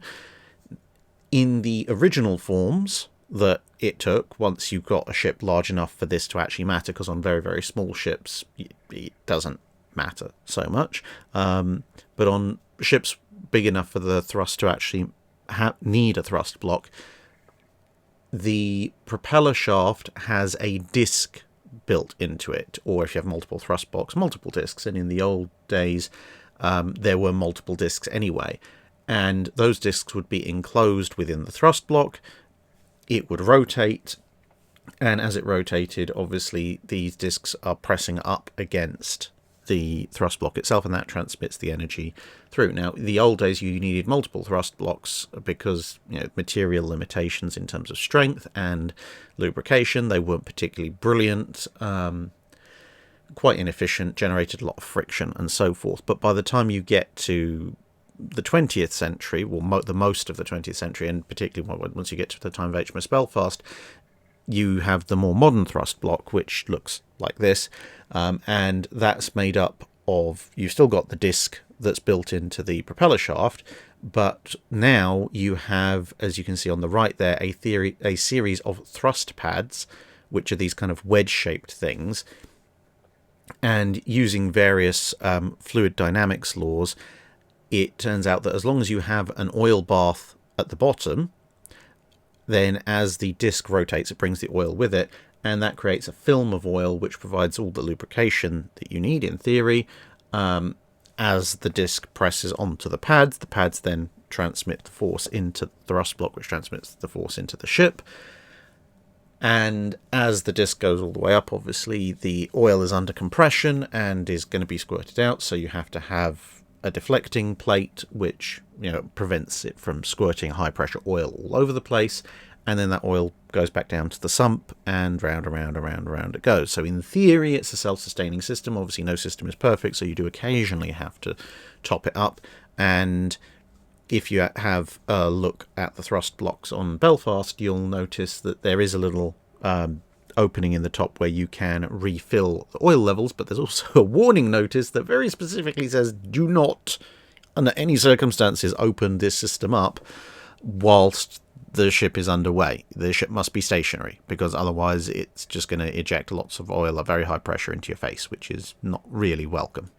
John Edward Dietz asks, the Atlantas are known for being an anti-aircraft vessel with some stability issues, but do you believe that could have been resolved if the fore and aft highest mounted 5-inch 38 twins were replaced with singles?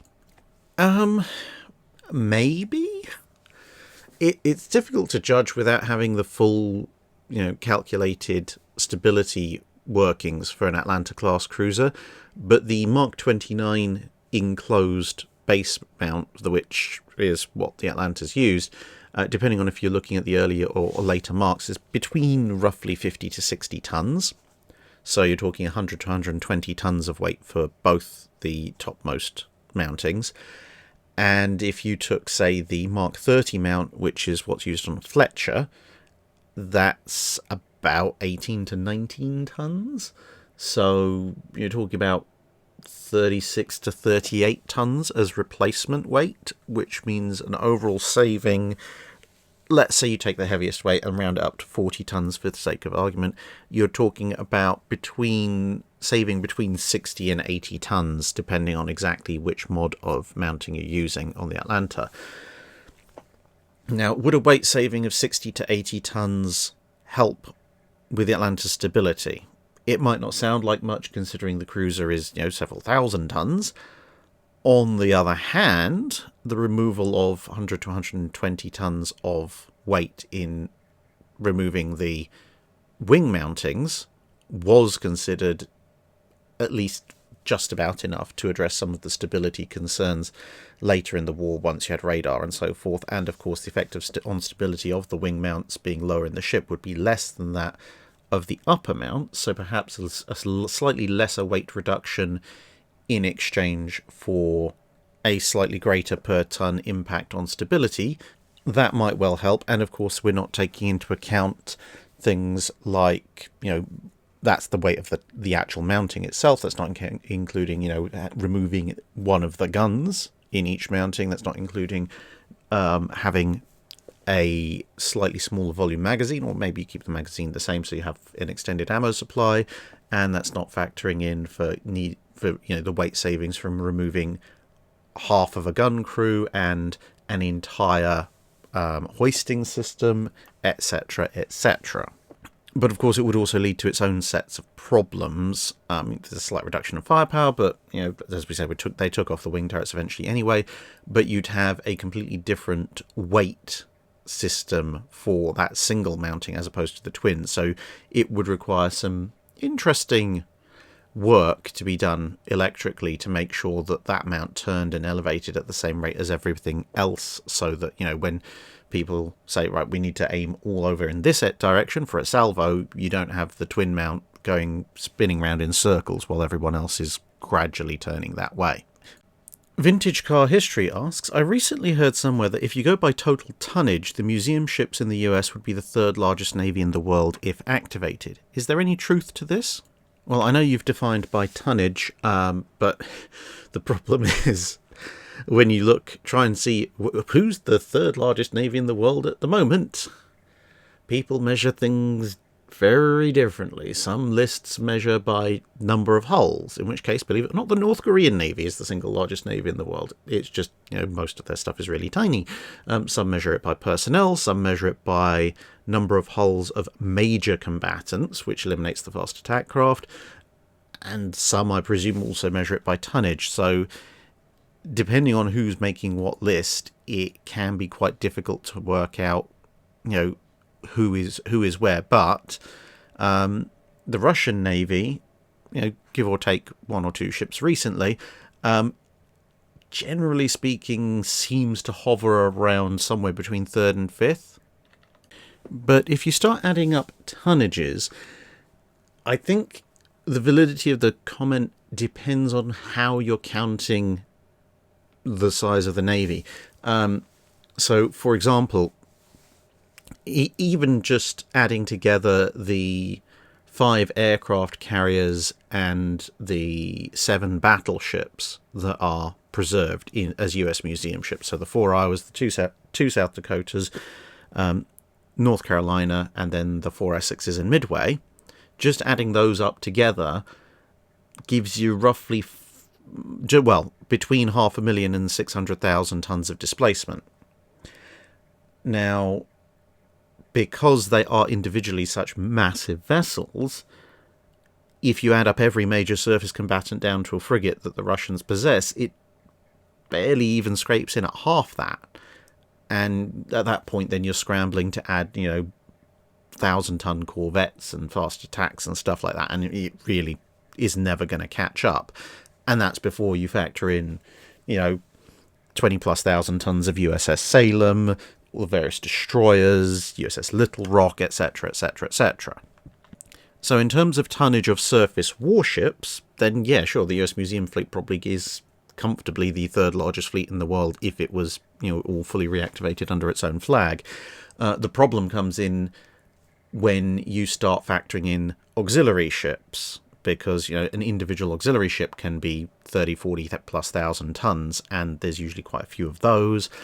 Submarines, once you factor in the entire Russian submarine fleet, then and before you start factoring fast attacks and auxiliaries, just the Russian submarine fleet plus the major surface combatants, that adds up to more than the big US ships, and is rivaling the total displacement of the US Museum ships that I could find and list.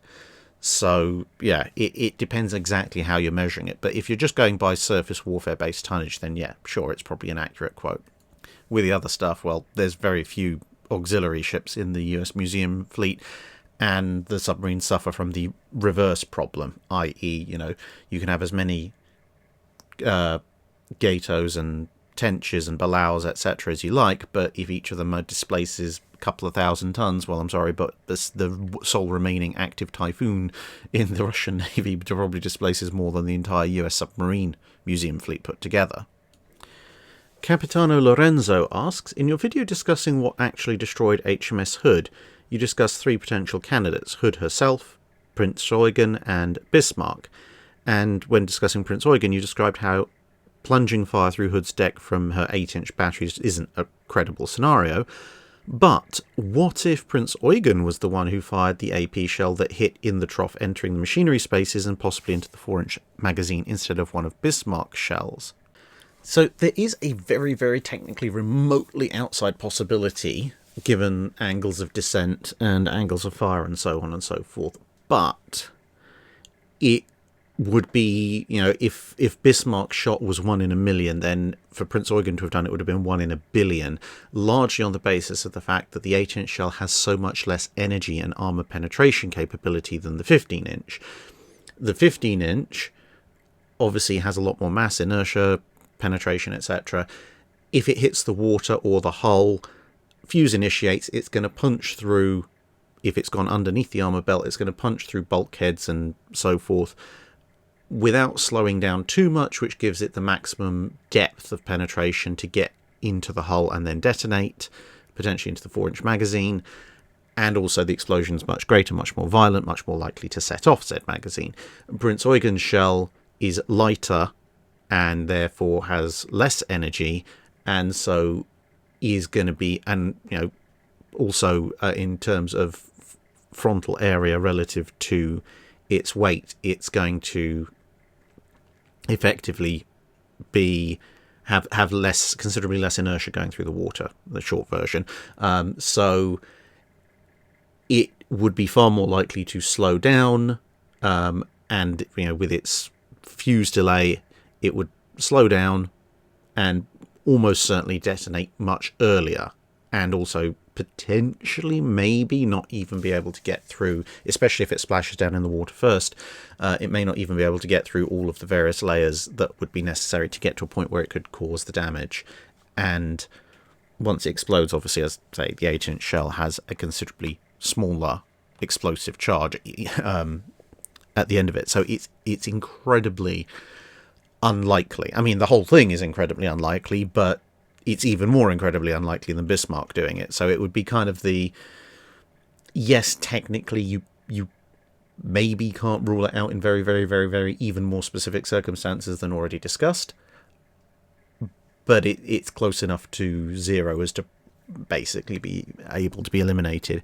And incidentally, while I'm working on several papers, one of which will be furthering the work I did on Hood's destruction, something else that actually has come out since I discussed that video, since I did that video, when I've been in discussion with various people who actually have experience with manoeuvring large warships at sea, various navigational officers, navigation trainers, and both current and former military.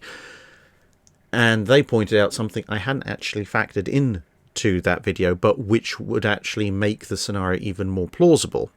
Because if you remember, my scenario for Hood involves her being caught probably just at the point where she's about to signal Prince of Wales to haul left, and we know that Hood's rudder was stuck over left, and I hypothesized that therefore this took place in the few seconds between Admiral Holland giving the order to execute the turn 20 degrees to port and the officers and men on the flag signals actually hauling down to blue, which was still flying when Hood exploded.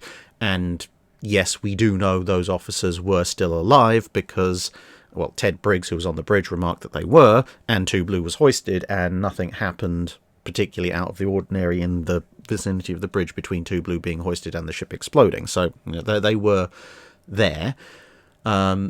Now, in those few seconds where Hood's rudder has gone over, as I pointed out in the video, she hadn't yet actually begun to turn, because large ships don't start to turn immediately. Look in any navigation book, British, American, French, Russian, etc.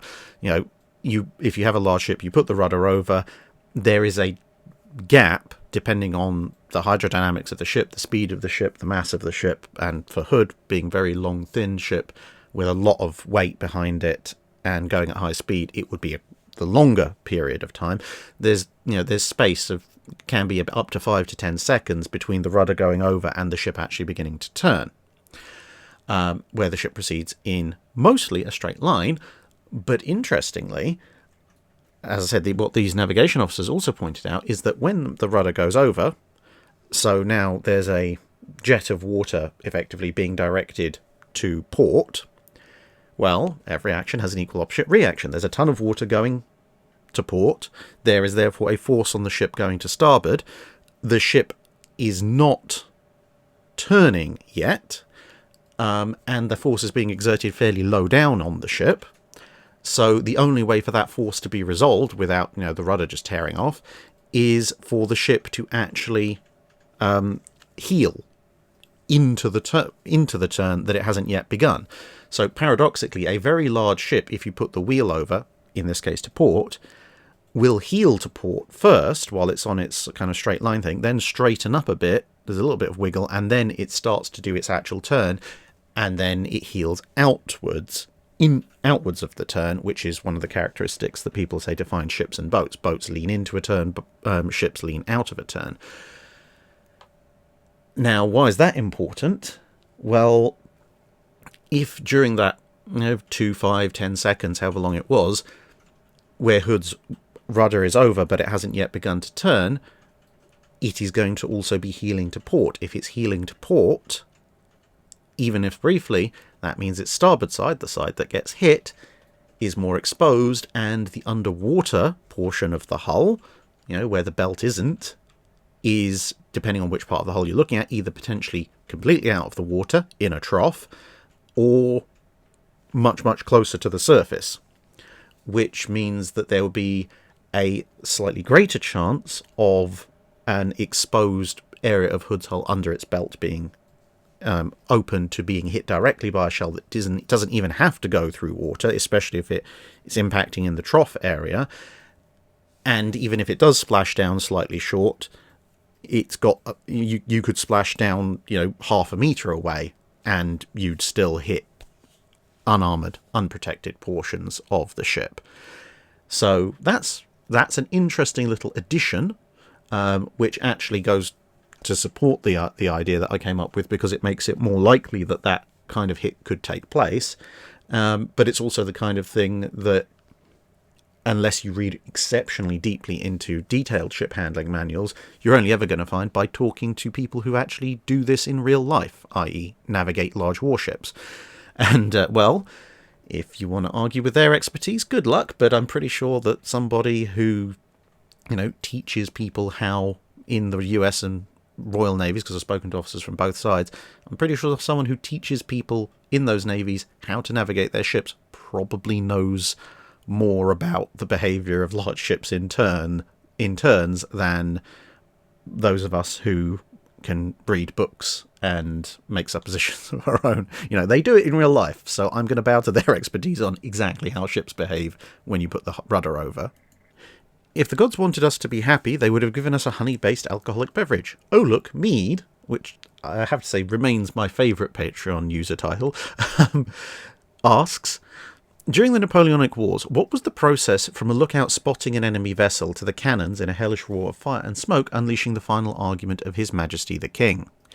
It could actually be a surprisingly long and drawn-out affair, largely depending on whether or not your enemy wanted to give battle or was able to escape or make an attempt to escape, and also what the wind conditions were. So on a perfectly calm, clear day in the open ocean, if you came across an opponent and they didn't want to fight you, but perhaps you were faster than them so you could force the action eventually, it could be a multi-day thing. It could be, right, okay, we've seen some sails on the horizon, closing, because of course sails being high up will be spotted long before the hull of the ship. Oh, right, now we've seen the hull of the ship, maybe looks like an opponent, we should set a course to intercept. So sailing, maybe at some point they spot you, they turn away. Ah, yes, well, they're running from us, so right, they must be hostile, we must continue to chase them down. Sailing, send them in for breakfast.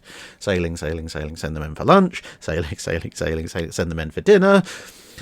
Sailing. Okay, keep an eye on them at night. Hopefully, we don't lose them at night. Sailing. Oh, look, it's breakfast again. Sailing. Oh, right, we're close enough for cannon shot. Right, well, we're coming up for cannon shot. We're maybe, 5 miles away. Probably sound action stations. Break out the drums and the trumpets right now. Get everything ready. Okay, sailing for a few more hours. Right, now we can finally engage. So, yeah. It could be that, or it could be something more like our Master and Commander if the weather's bad and the visibility's poor, of, merrily sailing along. Oh, look, enemy! Everybody start fighting. And everything in between. But usually, assuming your opponent was willing to accept battle, if you're talking about a fleet action, it would be, sailing along. Oh, right.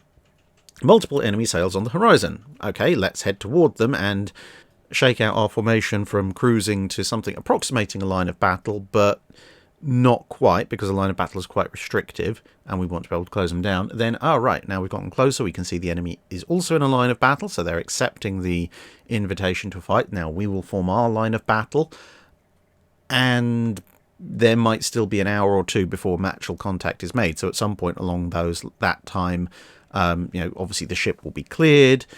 Furniture will be taken below, people will be given breakfast, dinner or lunch as appropriate, and then the battle will commence.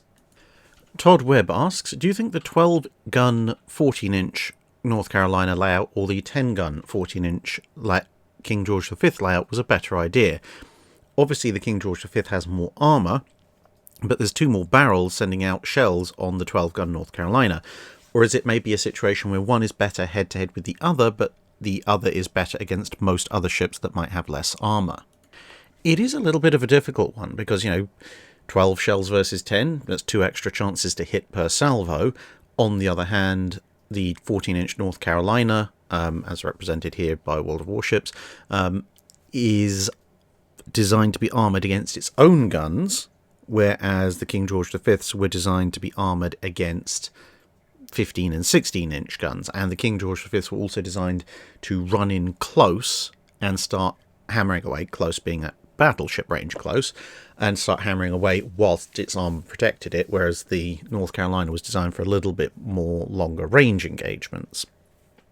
Now, the flip side to that is that, belt armour is not, in a detailed analysis, the be-all and end-all of things, because, well, as multiple battles showed, if you lose your radar or your fire control systems, all of which, rangefinders, etc., all of which are above the armour belt, the fire control computer itself might be below the armour belt, but it doesn't really help you if someone's blown away all your rangefinders,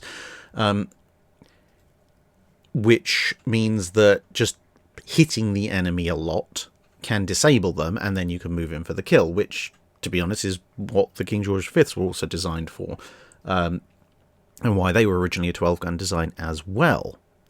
So in a head-to-head 1v1, if you took the King George V with its 10-gun layout and the North Carolina in some form, whichever flavour of the 14-inch gun layout you want to take, and pitted them against each other, I'd say it would be a bit of a coin toss. It would depend on where each side hit each other. The North Carolina obviously therefore having a slightly higher chance to hit, mitigated by the fact that some of those hits, if they are to the more heavily protected portions of the King George V, will be rejected at range, whereas there'll be a band where the King George V shells can penetrate all aspects, bar maybe the turret faces, of the North Carolina, when the North Carolina still has large sections of the King George V it can't penetrate.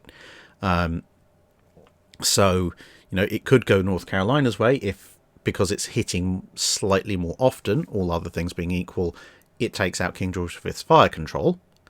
Or it could go King George V's way because, although it scores slightly fewer hits, its hits can hurt almost anywhere and it starts flooding or some other dramatic thing happening on the North Carolina. So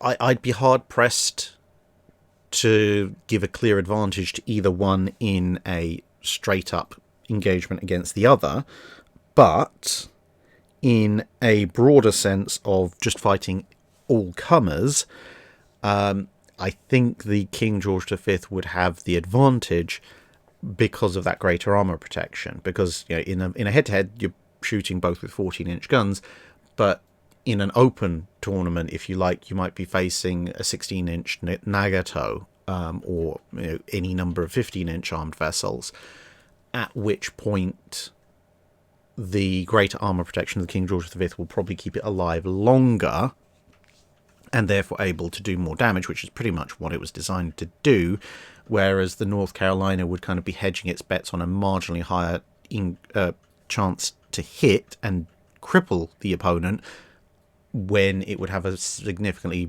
more exposed margin where its armour is vulnerable to devastating counterfire.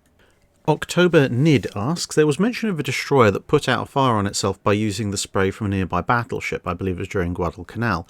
This sounds amazing and amazingly dangerous. Was this improvisation in a manual or just a theory? Yep, that would be USS Smith during the Battle of Santa Cruz, as seen here fractionally earlier, receiving that fire from a Japanese aircraft. It was very, very much an improvisational method. There was no way anyone's going to write into a manual and take your burning destroyer into the wake of a battleship that's absolutely booking it along. Yeah, that's not going to be in any training manual. But you can see the logic of the captain of the Smith. He's going, right, my bow is on fire. I need to proceed at high speed, because if I stop to fight the fire, the Japanese aircraft are going to go, sitting target, we shall kill it. And I don't want to be killed, so I need to proceed at high speed. But if I proceed at high speed, well, all the wind whipping over the bow is going to intensify the fire, and this is not a good thing. But up ahead, there is a battleship, the South Dakota. The South Dakota is travelling really fast. Its engines are going absolutely full pelt, but it's a battleship, and since the Iowa class aren't in service yet, it's not as fast as I am, so I shall chase it down, and there's a huge free supply of sprayed water coming out the back, and I'll use that to put myself out. And it worked. You can see the logic, but it's very much logic born of battlefield desperation. And I know a few people in that video and thereafter been like, oh no, that couldn't possibly have worked. It's the battleships don't throw up that much water. Again, I would just refer you back to, I refer you to any one of the relatively large number of people still around who have sailed aboard a US fast battleship. Admittedly, most of them are Iowa-class veterans, which do move a little bit quicker, but the principle broadly holds the same of ask any of them who were on a high-speed battleship run just how large the rooster tails being kicked out of the back of the battleship are. And then, maybe look at the scale of the stern, even the stern of a battleship compared to the bow of a destroyer, and then factor in, obviously, the pitching motion of a destroyer going up and down the waves, especially the wake of a battleship, and very quickly you'll realise you could get an awful lot of water over the bow of a burning destroyer from the rooster tail of a battleship going at speed. BirdDog asks, I assumed the contact detonator of the Mark 14 torpedo was an inertial detonator with a rod or pin moving forward under inertia when the torpedo rapidly decelerates upon hitting something solid, either closing an electrical firing circuit or dragging a magnet through a copper coil, generating the current by itself. But upon rewatching your video on the subject, I realised that this assumption doesn't fit your description of the detonator. If the pin was mounted in any other way than along the torpedo's main axis of movement, it would simply not work at all, not just badly as you described it as an inertial detonator. So how did the contact detonator work? Well, here is a Mark 6 exploder, and, this particular version is a slightly later model version. It's on display in the US Pacific Submarine Fleet Museum in Pearl Harbor, and obviously, Bowfin is the other main portion of that museum's display. Bowfin's currently in Drydock, but if you happen to find yourself in Hawaii, definitely go and have a look at the museum, and the sub itself are both excellent. I've seen now 2 different Mark 6 exploders in person, one a much earlier version similar to the one they would have had in 42-43 in the Smithsonian, and this one. And, I was actually giggling like a lunatic when I saw this one, because this now makes 100% of all Mark 6 exploders I've seen don't work. And not just because it hasn't been scattered for the 4 winds, there is a very clear indication as why it wouldn't work when you look at it. So, for reference, what is to our left would be the nose of the torpedo, so point towards enemy. And when torpedo hits something, and obviously the magnetic exploder element either hasn't worked or has been deactivated, then it's down to the contact fuse. Now, the contact detonator unleashes a spring-loaded firing cap, which is based down basically almost directly in the middle of what you can see. And then that runs up the 2 guide pins, which you can see at the top, and that then leads directly into the heart of the warhead, whether that be the earlier explosive or the torpex, and sets off fulminate of mercury, which acts as a detonator which sets off the torpex. So you may have noticed 2 immediate problems. One is that, yes, the travel of the detonator firing pin is in a direction that is perpendicular to the direction of motion. Yeah, that's not necessarily the world's wisest decision. And secondly, if you look at the top, you'll notice that the 2 guide pins are not parallel. The one nearest us is bent. This was basically the fundamental flaw.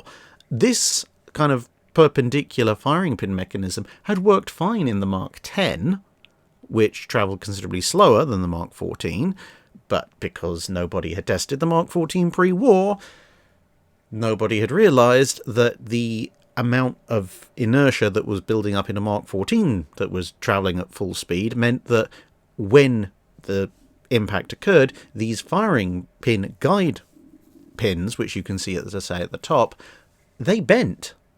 And because they bent, then when the firing pin itself was propelled up by the spring, it would jam. It would either jam or be significantly slowed down, which meant that the detonation either didn't happen, or if it did happen at all, it happened a little bit late and or low order. But usually it would just jam and it just would be a dud. You just hear a clang and that was it. And it just highly amuses me that both Mark 6 exploders that I've seen both have these bent pins. Now, the way they eventually fixed it, at least in the short term, was a combination of machining these guide pins out of lighter weight material, so they didn't have as much mass, therefore they weren't as likely to bend because they didn't have as much inertia when the torpedoes hit. And also by just giving the thing a flat-out stronger firing pin that could shove its way through and basically unbend a guide pin that was bent. But in the interim, while they were working out those solutions, the other thing that they suggested was to fire torpedoes to hit at an angle, because then it wouldn't be a direct 90-degree perpendicular angle, and the bending was less likely to happen in the first place. So yeah, that's basically how the contact detonator on the Mark 14 torpedo in a Mark 6 exploder worked, or actually didn't work. Snowstalker 36 would like to know, why does the Royal Navy name bases like their ships? Well, that's because early on a lot of Royal Navy bases were ships. Older ships, but ships still. So here's HMS Excellent, which was the Royal Navy's gunnery training school for quite a long time. And HMS Excellent, the facility, still exists. It's no longer the gunnery training school, but it's still called HMS Excellent. And basically what would happen is when the Royal Navy needed some kind of base to train people, whether that be somewhere to train brand new newly arrived midshipmen in the basics of seamanship, or somewhere to train people on gunnery or whatever, rather than go through the massive expense of acquiring land and building installations, etc., they just find an old warship that was a bit past its sell-by date and go, right, okay, instead of scrapping it or breaking it up, we're going to moor it up here, and it is now going to be the training establishment, school, bureaucrats, headquarters, etc., whatever. And it had the added advantage of, okay, you can accommodate people aboard the same thing that they're learning on. And obviously these ships, because they had therefore not technically left Royal Navy service, would still be known as by their in-service names. So in this case, I say HMS Excellent. And then as that ship gradually rotted away, or as the need for more people in that establishment became apparent, they would just add more hulks or replace the old ones with additional ships. But usually by this point, this tradition had worked out of, well, the insert name of school here is based on insert name of ship, and in most cases any additional or replacement ships would then take on the name of the first ship, and if there were multiple at the same time, then they would just receive numbers in addition. So you might have Excellent 1, Excellent 2, Excellent 3, and so forth. And then eventually the practice of using old first-rate hulks as training schools was brought to a close, in part because it turns out they weren't actually the most ideal accommodation, and land-based establishments were built. But by this point, the name of the school was, whatever the name of the ship originally had been, and so that name then transferred ashore. And you had what's called the stone frigates, i.e. a shore establishment that carried the name of basically whichever ship had been unlucky enough to get dismasted and stuck in as the first version of that school. And then subsequent to that, having established this tradition now of what were eventually shore establishments being named after ships, it's kind of now continued without the need to actually have the Hulk there in at first. So, the general naval base at Portsmouth, for example, is known as HMS Nelson, even though the last HMS Nelson, the Nelson-class battleship, was never based there as a Hulk to fulfill base facility duties, although Nelson was based in Portsmouth for a very long time. Phil Kreider asks, I saw your wonderful USS Salem video, thank you very much. Did it change your opinion of the Bureau of Ordnance? Yes and no. Mostly no, because, yes, I upbraid the Bureau of Ordnance on a fairly regular basis for the various screw-ups that they made. However, there is a little bit of a difference in why I upbraid the Bureau of Ordnance so consistently, and as compared to some other similar organisations in other navies. One of which, because the thing is, anyone can make a mistake. Mistakes happen all the time in naval procurement and design. The two reasons that BuOrd stands out, three reasons that BuOrd stands out and tends to get a lot of grief from me is, one, some of the mistakes they make are incredibly basic to the point that practically no one else has ever made that mistake. Things like, just flat out not talking to the department that's designing the other half of the turret and gun system. So you end up with the whole Iowa class turret fiasco during its design section.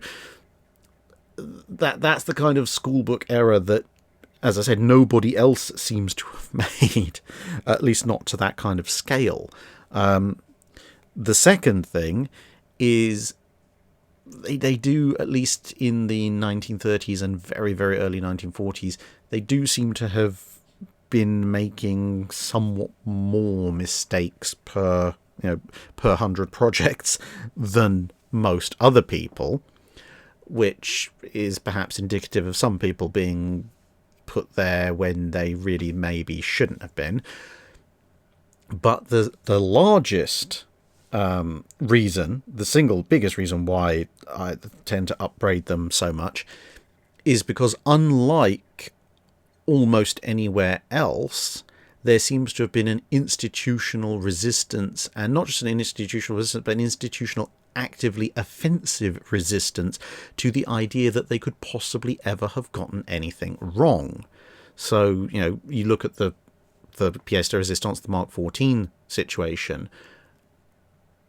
The Bureau of Ordnance spent the better part of 2 years not only flat out denying that anything could possibly be wrong with their wonder weapon, but also turning around and accusing the crews on the submarines of doing it wrong. And in some cases, you even have BuOrd officials accusing them of deliberately doing it wrong to make BuOrd look bad, which is a whole step and above. You look at magnetic exploders, which was one part of the Mark 14's problem, and running too deep, etc.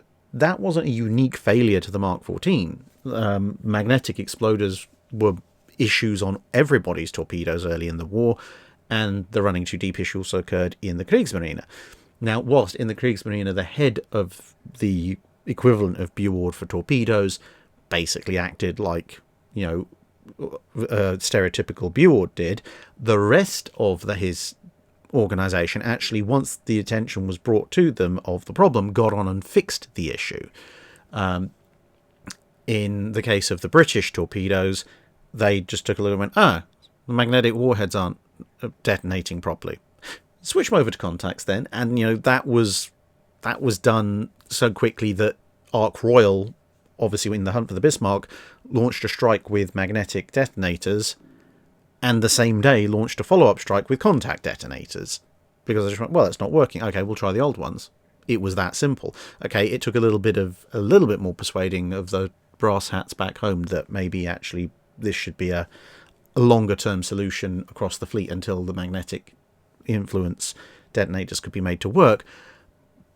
But effectively, looking at the German and the British, etc., their equivalents of BuOrd didn't drag their heels and actively insult the active serving crews anywhere near as much as BuOrd tended to do, at least, as I say, when you're looking at the BuOrd of the late 30s and early 40s.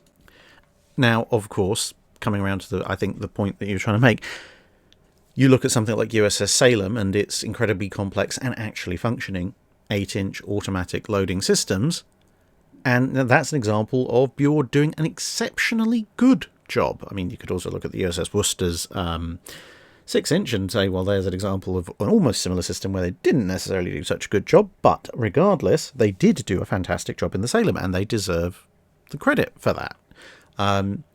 It's just that, yeah, I think when you're looking at various systems, you have to evaluate them on a case-by-case basis.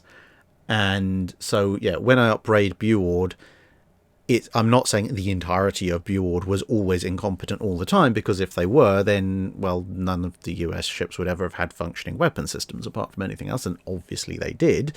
But BuOrd did get things wrong more often than not. Well, not more often than most. But the single thing I tend to upbraid them for the most is failing to admit to their mistakes. Plus, accusing everybody else of being the problem. That's the problem I have with BuOrd, although technically it is more... I mean, not to drag the answer out too much, but basically, sections of BuOrd could make mistakes, other sections could do things fantastically well, but organisationally, there seems to have been an overall problem with accepting any kind of blame or even acknowledging that there was a problem in the first place, and that's the main problem I have with them. Connor Johnson asks, if the Scharnhorst and or Gneisenau managed to get their 15-inch refit, what would they be called? With their armour, it doesn't seem right to call them battlecruisers, but with only 6 guns, it doesn't seem right to call them battleships. Would they have been known as light battleships or something similar? Well, as you probably know, I tend these days to just refer to the Scharnhorsts as battleships anyway, even with their 11-inch guns, on the basis of, their role, their protection, the way they were used, etc. Just, if pressed, I would say they're light battleships because of their lighter armament. 11-inch guns when everyone else is running 14 to 16 or possibly even 18. So if you're looking at the 15-inch version, well, they've got renowned style weapons, battery and layout, 6 15-inch guns, 4 forward, 2 aft. But they've got the speed of a fast capital ship, they've got the armour of a fast capital ship, even if the layout is a little bit questionable, and they've got the guns with the firepower of a fast capital ship, just not quite as many as normal. So, yeah, I think they would just, again, be battleships, but at the lighter end of the scale. I mean, in some sources by fairly reputable authors, Renown by the end of the war is basically been termed a light fast battleship or a fast capital ship. So I don't see any reason to term these anything else. Robert Olweiler asks, I understand why the Royal Navy adopted a blockade from afar strategy during the First World War. But if they had had someone more proactive running the show, what prevented the Royal Navy from taking the Grand Fleet and every operational pre-dreadnought available with a huge vanguard of minesweepers and then directly attacking the German Navy at anchor or otherwise raiding the German coast as the Japanese had done at Port Arthur to proactively force a battle with the High Seas Fleet? There would be a few concerns, a lot of which are related to why they did the distant blockade. The 2 biggest ones were that if you did send a mass fleet sortie, the logic went that the Germans would probably see it coming. Even if it wasn't necessarily at a particularly long range, they would notice such a fleet approaching with at least maybe a half an hour to an hour's warning. And at that point, you would be on the receiving end, even assuming that the Germans hadn't laid minefields yet, which it was entirely possible they had done. It would then be entirely reasonable to assume that you'd be on the receiving end of vast amounts of torpedo assaults from submarines, everything from the very first coastal subs all the way up to the latest ones, plus similar torpedo assaults from torpedo boats and destroyers, basically you're opening yourself up to all these mass attacks which are going to abrade away your strength.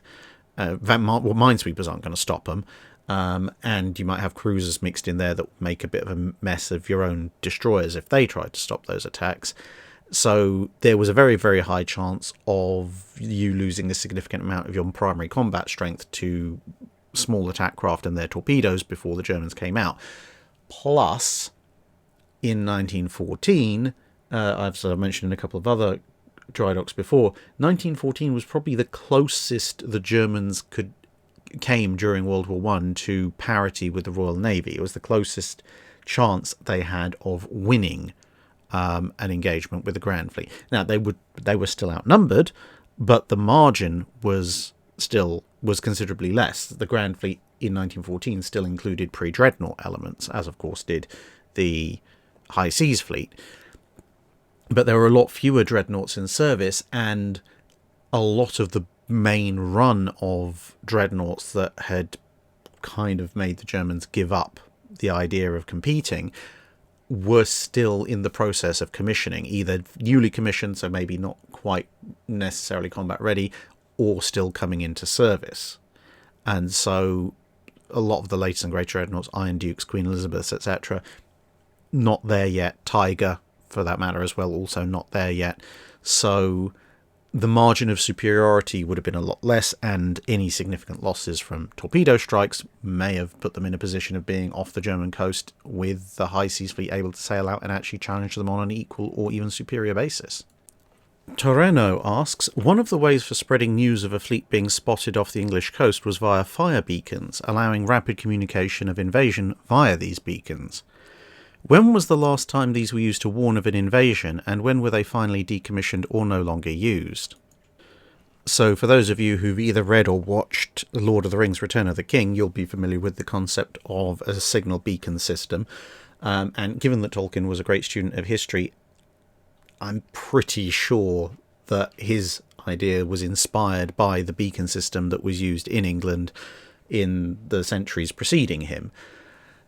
Most famously, the beacon system was used for the Spanish Armada. So there's a beacon system across the whole of the country. Of course, you can only send a very limited number of signals by lighting a fire, and the signal was in local terms, because the beacon system existed before the Armada. It wasn't built just for the Armada, but in local terms, it was built to signal a threat, to call out the militia and to give an idea of where the threat was. So whichever beacon was lit first, right, the threat is over there. Everyone looks at it, okay, right, that's a problem. We'll light our beacons. The militia are summoned. Everyone goes, right, there's a problem over there. Local militia goes to find out what the problem is. But for the Armada, it was also, the network was national. So the idea was that there would be any beacon on a hilltop could be seen by, obviously, at least a preceding and a succeeding beacon. And just for redundancy, normally the idea was that the previous two preceding and next two succeeding beacons could see any individual one, which did make the network relatively dense, but it meant that when the Armada was sighted off of the Lizard, there was literally a kind of a Lord of the Rings style. The beacons are lit in sequence, springing up across the country, taking the message all the way back to London within the space of a few hours. So London knew that the Armada was off the coast actually before the Armada had probably even technically run parallel to the coast, because obviously they were seen further out at sea. Now, in terms of warning of invasion, the beacons were used to signal small-ish incursions of troops in the years and decades and centuries subsequent to the Armada, but obviously Britain wasn't invaded all that much, so warning of an invasion was one thing, but yeah, it petered out slightly because two things. One, the road network got a lot better, so riders could be sent with obviously much more detailed messages. A beacon system is fantastic for speed in that time period, but it can only convey one message, and that message is a pre-agreed one. Light your beacon if X happens. And then if someone sees the beacons being lit, right, X has happened. There is no ambiguity about it, luckily, but there's also no variation to it. If a beacon lit saying the Spanish are coming, that tells you the Spanish are coming. It doesn't tell you if there are 20 of them, 30 of them, or 150 ships full of them. Now, the other thing that started to replace them was semaphore towers. And there's still a good chunk of the semaphore tower network all over, especially the southern UK as well. You can go and see a bunch of them. They've been reconditioned. And when you get up to the top and you can see either the remains of other ones or other ones in the distance, you appreciate just how widespread the system was and how quickly it could communicate. And obviously a semaphore tower can communicate complex signals, which is a lot better than the one shot of the beacons. However, the last recorded active use of the fire beacon network that I can find actually dates to the latter part of the Napoleonic Wars, if you can believe it, where important events were signalled by the lighting of the beacons, but by this point it wasn't just a single note thing like the French are trying to invade. It was, if you see the beacons lit, something very important has happened and be ready to deal with it, which was then accompanied by a chain of horse riders who would leave from the initial beacon lighting point with the message, the detail message saying what was so important. And obviously that would arrive slower than the beacon network could transmit information, but it meant that by the time the chain of riders arrived in wherever it was that the message needed to get to, hopefully those people were awake and ready to deal with whatever more detailed news he'd brought. Peter Guy asks, how did ships determine ranges to shore bombardment targets in World War II naval shore actions? In ship-to-ship engagements, radar and rangefinders could indicate quite clearly where the enemy ship was, but how did USS Texas manage to know exactly where the snipers' pits were during her famous shore action? Well, there were a number of ways that you could do it. To be honest, most of the US fleet support off of Omaha Beach was so close you would almost bore sight down the target, on the target. But you could also calculate based off of known points, especially if you're using coincidence rangefinder. So if, for example, your rangefinder can see let's say a bunker, then you can align the bunker in your coincidence rangefinder and go, right, that's the range to that bunker. And if you know that the sniper nests are, within 50, 100, 200 yards of that bunker, that's well within the spread of your shells, so you can just open fire that way. Other ways of doing it were to have very accurate charts of the area. So if you knew where you were, you could establish that by looking not necessarily for something really close to your target, or if you're shooting a bunker at your target, you could also look for you could look for things like major landmarks, like a particular promontory or a lighthouse or something, ideally either side of your ship, at a fair distance, and you could use your rangefinders to establish your range to that. And if you knew your range and bearing to those two, you could do a bit of basic triangulation and work out, okay, well, we know this chart is accurate, we know this lighthouse is here, we are 40,000 yards from this lighthouse on this bearing, and we're 20,000 yards away from that promontory on that bearing. So drawing those two circles, that means we are roughly here, and then of course if you take a third bearing, then that narrows down to exactly where you are. Once you know where you are and roughly what speed you're going in what direction, then you can use the chart to go, okay, well, if we are here and our target is here, then using a basic bit of ruler work, the target is at this range and this bearing. Then you elevate the guns to that bearing and open fire. Obviously, I say big targets that are in direct line of sight, you can use your rangefinders on. But then when you get to areas where perhaps you can't see because they're over hills or over ridges, and so on and so forth, it can be a little bit difficult to use your fire control computers. But as time went on, people realized this, and dedicated fire control computers were developed specifically for shore bombardment. So that's the reason why I'm showing you the fire control room of USS Salem, because they actually had a dedicated shore bombardment fire control computer. I can't remember if they still do or whether they're looking for one. but they definitely did have one at one point. And I mean, there's a number of different features to a shore bombardment fire control computer compared to a ship-to-ship one, apart from which anything you don't have to put in range and speed. Well, you do have to put in range figures, but you don't have to put in speed and course figures for a land-based target because they don't tend to move, amongst other things. But that would then allow you to calculate ranges based on other bits of data that you could plug in, and then it could elevate your guns, which would allow you accurate fire beyond line of sight. The other way of doing things, before those came in, for some of the D-Day fire support, like when Warspite and Rodney both separately took on German tank units out of sight, was again using the local headland fixing positions to just go, okay, we are here. And the radio would come in and say, German panzers approximately 2 miles south of X village. And you'd look at the map and go, well, there's the village, there's 2 miles south of it. And again, ruler, that bearing, that distance, elevate guns, open fire. Happy days. The Wind Thief asks, from what I've heard, destroyers were more or less unarmoured. What was the reasoning behind this design decision, and were there any destroyers that carried notable armour protection? Well, the original reason destroyers carried no armour is because, remember, they originate from torpedo boats, then torpedo boat destroyers, and then destroyers, but for a long period of their initial development history, whatever you want to call them, torpedo armed fast attack craft, weighed less than 1,000 tons, and sometimes substantially less than 1,000 tons. There was no way you were ever going to fit any substantial amount of armour onto a ship of that size without significantly slowing it down, which ruined its purpose as a fast attack craft. And even those early destroyers that were armed with maybe 3-inch guns or something, you'd need a reasonable amount of armour, a couple of inches at least, to stop that kind of shell. And it just wasn't feasible.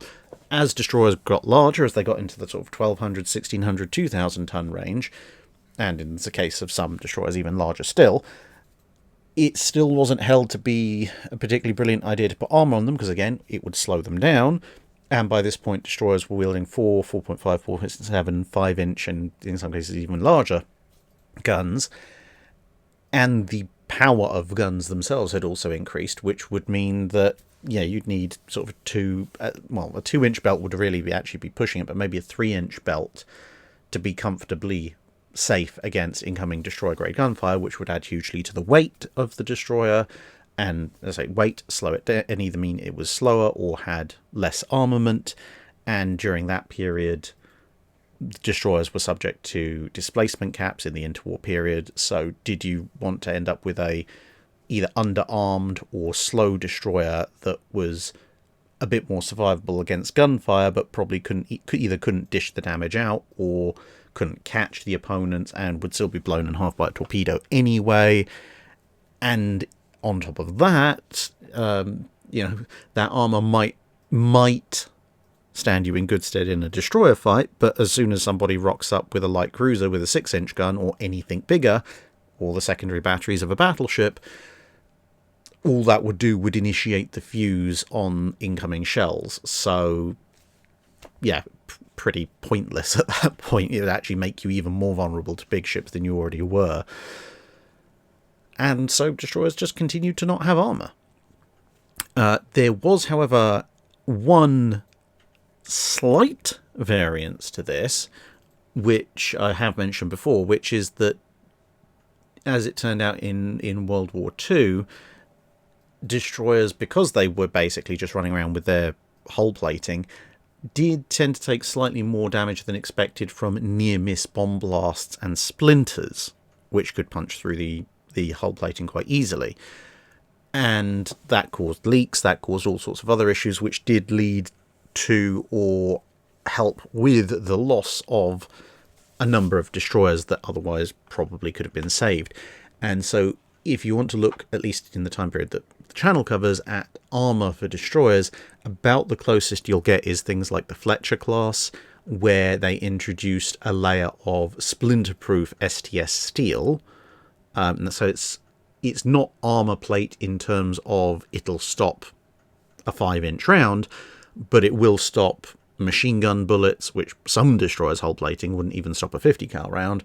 It would stop machine gun bullets, maybe 20mm, 40mm fire if you were lucky, and it would stop the worst of the concussive effects from a near miss from a bomb blast, and it would stop splinters from near miss shells and near miss bombs, which kept the ships a lot more intact and a lot more durable, and in part explains why so many Fletchers were able to take bombardments that in some other destroyers would have resulted in their loss, and still come out of it in vaguely something like one piece.